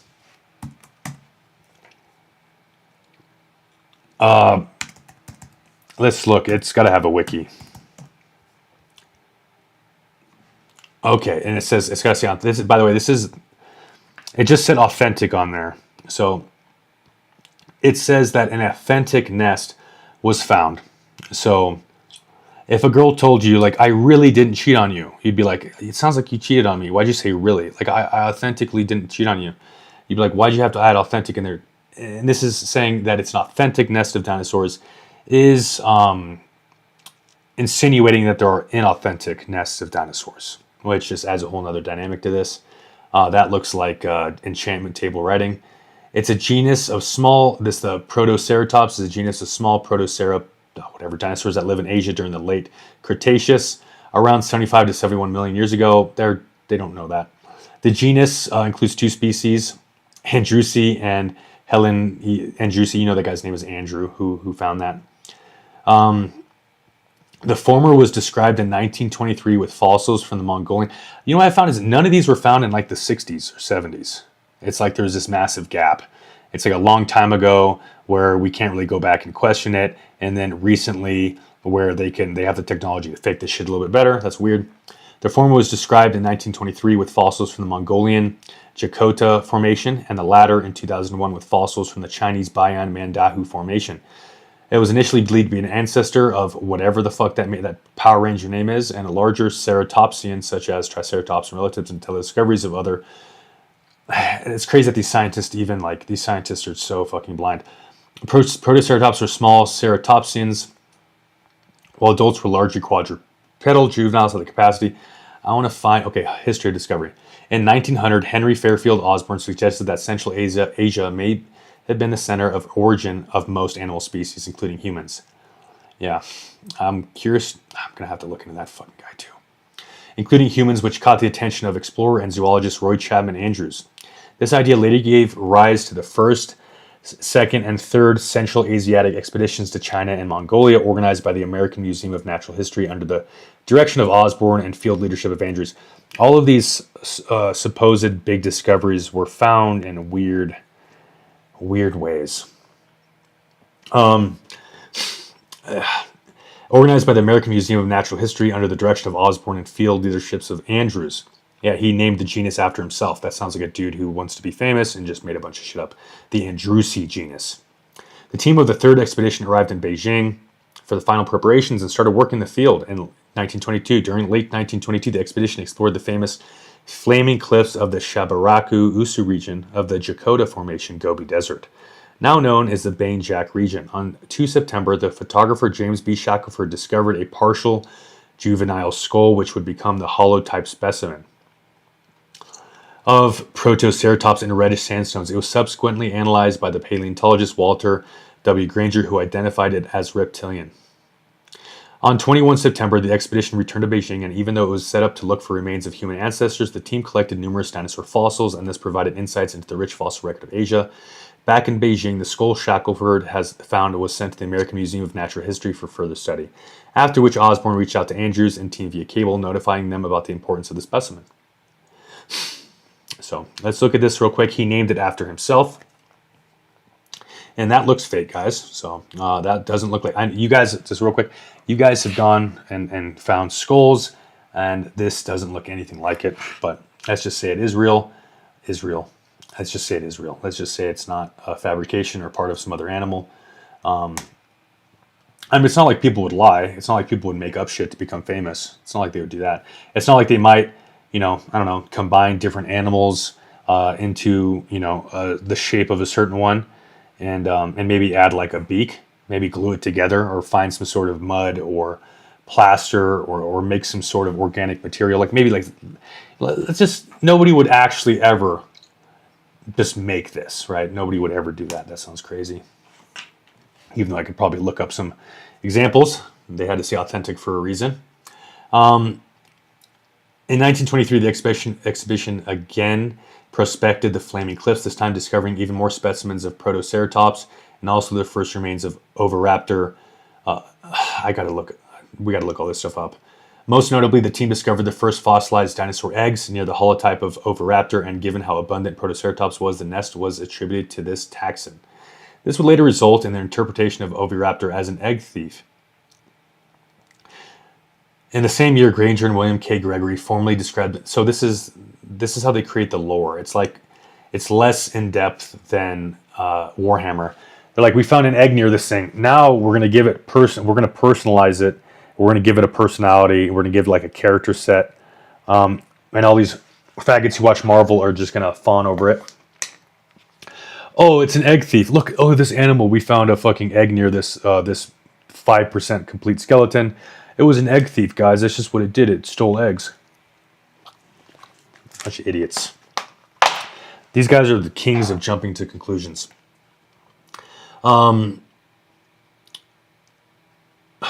Let's see. It says the co-authors also agreed that with Osborne. The co-authors also agreed with Osborne that Asia, if more thoroughly explored, could solve many major evolutionary gaps in the fossil record, which it never did. Although not stated in the original description, the generic name Protoceratops is intended to mean first horned face, as it was believed that Protoceratops represented an early ancestor of ceratopsids. Other researchers immediately noted the importance of the Protoceratops finds, and the genus was hailed as the long-sought ancestor of Triceratops. Most fossils were in an excellent state of preservation, with even scleral rings, delicate ocular bones, preserved in some specimens, quickly making Protoceratops one of the best-known dinosaurs from Asia.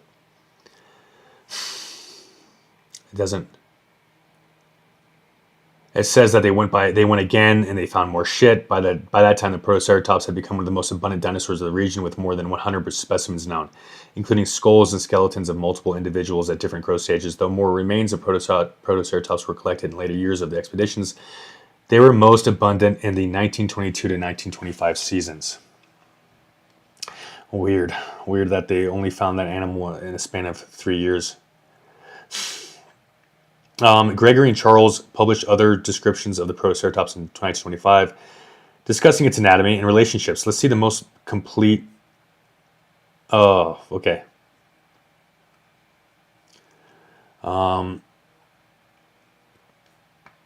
Holotype skull. So I don't know what that means. I think holotype means it's a recreation. Let's look at what a holotype skull is.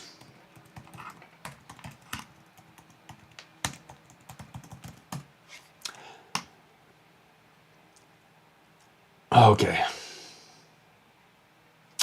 It's defined as a single physical specimen explicitly designated as the name-bearing type specimen of a species, chosen by taxonomists as the most representative and or best preserved individual, and typically deposited in a museum or research institution for further study. So that is, they have these holotype skulls. These examples that everything else is based off of. So that's supposedly that fucking thing. Eggs and nests. So this stuff was found 100 years ago, but in 1975, the Chinese paleontologist Zhao Ziku named the new blah, blah, blah, including them in a new family. Okay. I guess it doesn't really want to fucking get into, it doesn't really show any photos of all this shit. Talks about social behavior. Okay, let's continue on. I don't know about that one. Let's see.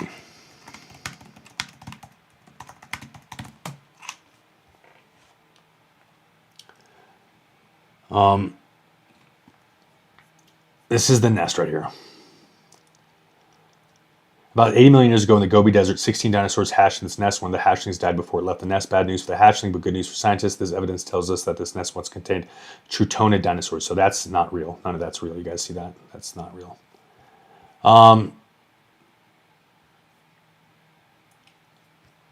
Let's see. That's from the American Museum of Natural History.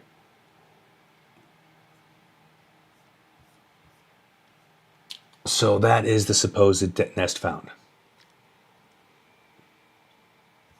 This is what they'll see, and they'll say that it belongs to. They're just fucking silly. The skeletal reconstruction of the adult, showing preserved bones in white. So just so you guys know, this is what they'll tout as like a very complete skeleton. They found these white pieces right here, and then they extrapolate all of this and what its head looks like as well. They've never found the skull. They have no idea what the skull. So what they found was they found a pelvis, a femur, a tibia, a foot, fingers, and a forearm, and some vertebrae. That's what they found. So that's really fucking impressive, dude. Okay, so that's bullshit. Tail in amber. Like a scene from Jurassic Park, this 99 million year old specimen is fully intact. Is a fully intact tail of a small dinosaur, complete with brown and white plumage. I don't even need to really get into that because that's not the tail of a dinosaur. And Sioux, the number one most important discovery of all time. So you have Sioux, which is 90%, okay? And then you have this, which is, let's see the percentage that this one was. Let's see the percentage of this one. Where was I just now? This. So anyway, I'm going to finish here. Dinosaurs are fucking bullshit. The shit's fucking retarded. How the fuck do they know that the head looks like that? They have fucking 12 vertebrae and fucking some bones and a hip. And they don't even know if it belongs to the same fucking animal. They're just guessing. All of everything else that's not shaded white is literally just guesswork. It's just so fucking stupid. Anyway, guys, you have a good night. Dinosaurs are stupid, fucking fake and gay. I'm going to look at the YouTube real quick.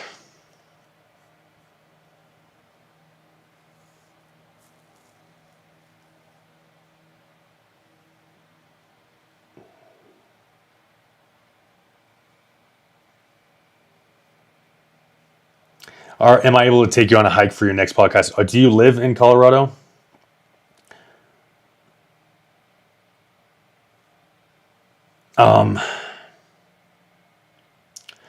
Okay, so this guy just randomly started commenting. She left and took the kids, but I just got my 100 VA, and I know about all the outcome dependence and shit, but I do have foo-foo fairies in my head still. Everyone knows dinos are fake. Oil is self-generated by the way God made the land. It's energy. Toucans fucking need to make money somehow, so they coined the phrase fossil fuels. That's all true. She left and took the kids. That's a funny fucking thing to just hop in and start with, bro. That's hilarious. We have more oil in the States than anywhere. It's fake, man. It's all fake. One lie makes them all lies. Absolutely. 100% agree. It's all founded on lies. Dinosaurs are fake and gay. We all know this, guys. Now we know, especially, I just ran you guys through the top 10 most significant dinosaurs. I'm sure I just showed you guys more research than anybody else has on fucking dinosaurs. We just went through everything. And, you know, I don't even really need to look too much into it. Like, we can look at all those different studies, but I mean, dude, like, you don't need to be that fucking smart to see that all of this shit is bullshit. Like, look, even if this is like the second most complete skeleton of all time, look how complete this is. And look at, like, how the fuck do they know that the head looks like that, bro? Like, they don't. They're like, oh, we're basing it off of other species of dinosaurs that we found. But we just saw that the other species of dinosaurs that they found are also, most of them are just bullshit too, and also based off of other things. So that's how you get people who are supposedly so smart saying such dumb gay shit, okay? Because just like you have all these psychologists, which are supposedly intelligent, basing their entire paradigm off of these assumptions, like Freud was right about everything. And then you just have all these people who make all of these different convoluted fucking things because they're trying their hardest to make their presuppositions work. They're like, oh, dinosaurs must be real, obviously. So what are we going to do? What are we going to do if dinosaurs are real? We're going to have to make this work. We just found some bones and we just found some vertebrae. They're real, and we don't want to make our time in Beijing or whatever the fuck useless. We still want to get money and we want to get paid. So I'm going to gaslight myself into believing we just found a very important discovery. And I have a couple of guys with me who have degrees in a very stupid and useless field, and they also want the same thing. So I have a bone expert or whatever who's like, oh, well, this looks like it could be the genus of fucking poopy butthole dookie doo, syphilis X. And, well, these vertebrae traditionally are found in lizards, and they are usually like this. So I'm guessing that it has 30 vertebrae, and these 4 vertebrae look like the C6, C7, C8, C9 vertebrae, so we're going to put them like this. And then this hip bone, well, this looks like the hip bone. I mean, it has to belong to these vertebrae because they're in the same pit, even though they don't know if it belonged to the same animal. We've never seen this animal before, this combination of bones. Well, maybe because it's combined from, maybe it's not the same animal. And they're like, oh, we're going to combine this hip bone. Oh, I'm guessing the hip bone looked like this because, well, traditionally, since I'm assuming that it's of this genus of animal, they stood upright. And then the hip was usually located right here. So I'm going to put this right here. And the leg bones, I'm guessing because of other animals that people were also guessing about, they look like this. And then I'm guessing its head looked like this because I have a fucking fan art page, a fucking anime fan art page, and I am very artistic. And we have a head guy here who reconstructs dinosaur heads, and he's an expert on dinosaur heads. And it had to have had a beak because its fucking vertebrae looked like this, and its vertebrae and its fingers looked like this, and its hip was here. God damn it, guys! You don't see how fucking stupid this is? That's how it happens, though. That's exactly how it happens. That's like you go to imagine if I did this, guys. Imagine if I went to a crime scene, okay?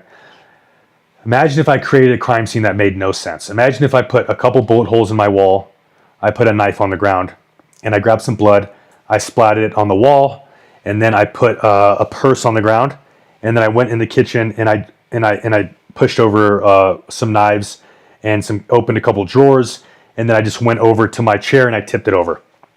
There is no significance to anything I just did. But if I just told some supposed crime scene investigators, experts in their field who've been in the industry, who've been doing this for 20 years, and I told them that a crime definitely happened here, what do you guys think happened? They would all come up with the most convoluted, retarded nonsense. That's what they would do. And they're experts. And they've been doing this forever. So people would say, oh, that must be what happened. Because they'd say like, oh, well, there's gunshot wounds here. There's blood on the wall. So, I mean, there had to have been a struggle. There had to have been a struggle. That person got shot. They ran into the kitchen. They were bleeding out, trying to get a weapon. When the person came up behind them, grabbed them, and then there was a struggle in the living room. And then it tipped a chair over. And we don't see any drag marks. So the individual must have been a 28-year-old man, prior military experience, very strong. We're guessing between 5'10" and 6 feet tall, weighing 210 pounds, because that's roughly what it's going to take to carry an average-sized woman with ease without making any struggles or bumping into walls. Do you hear all the bullshit I just made? I just made that up. Okay, and that's something that these people would come up with if I created a fucking crime scene. Because do you know what these people are doing? They are coming with the presupposition that a crime happened. So what do? They do everything they possibly can to put all of these pieces together and make this, what you're looking at right now. They're like, well, I'm a dinosaur expert, and this is definitely a dinosaur, and these are bones, and blah, blah, blah, blah, blah. So I just laid out how all this shit's bullshit, and I'm right. I am 100% right. You guys have a good night. Thank you for everybody who listened the whole time. That's fucking crazy. You guys should have something better to do with your time. But yeah, I had a good time, guys. You guys have a great night. God bless you guys.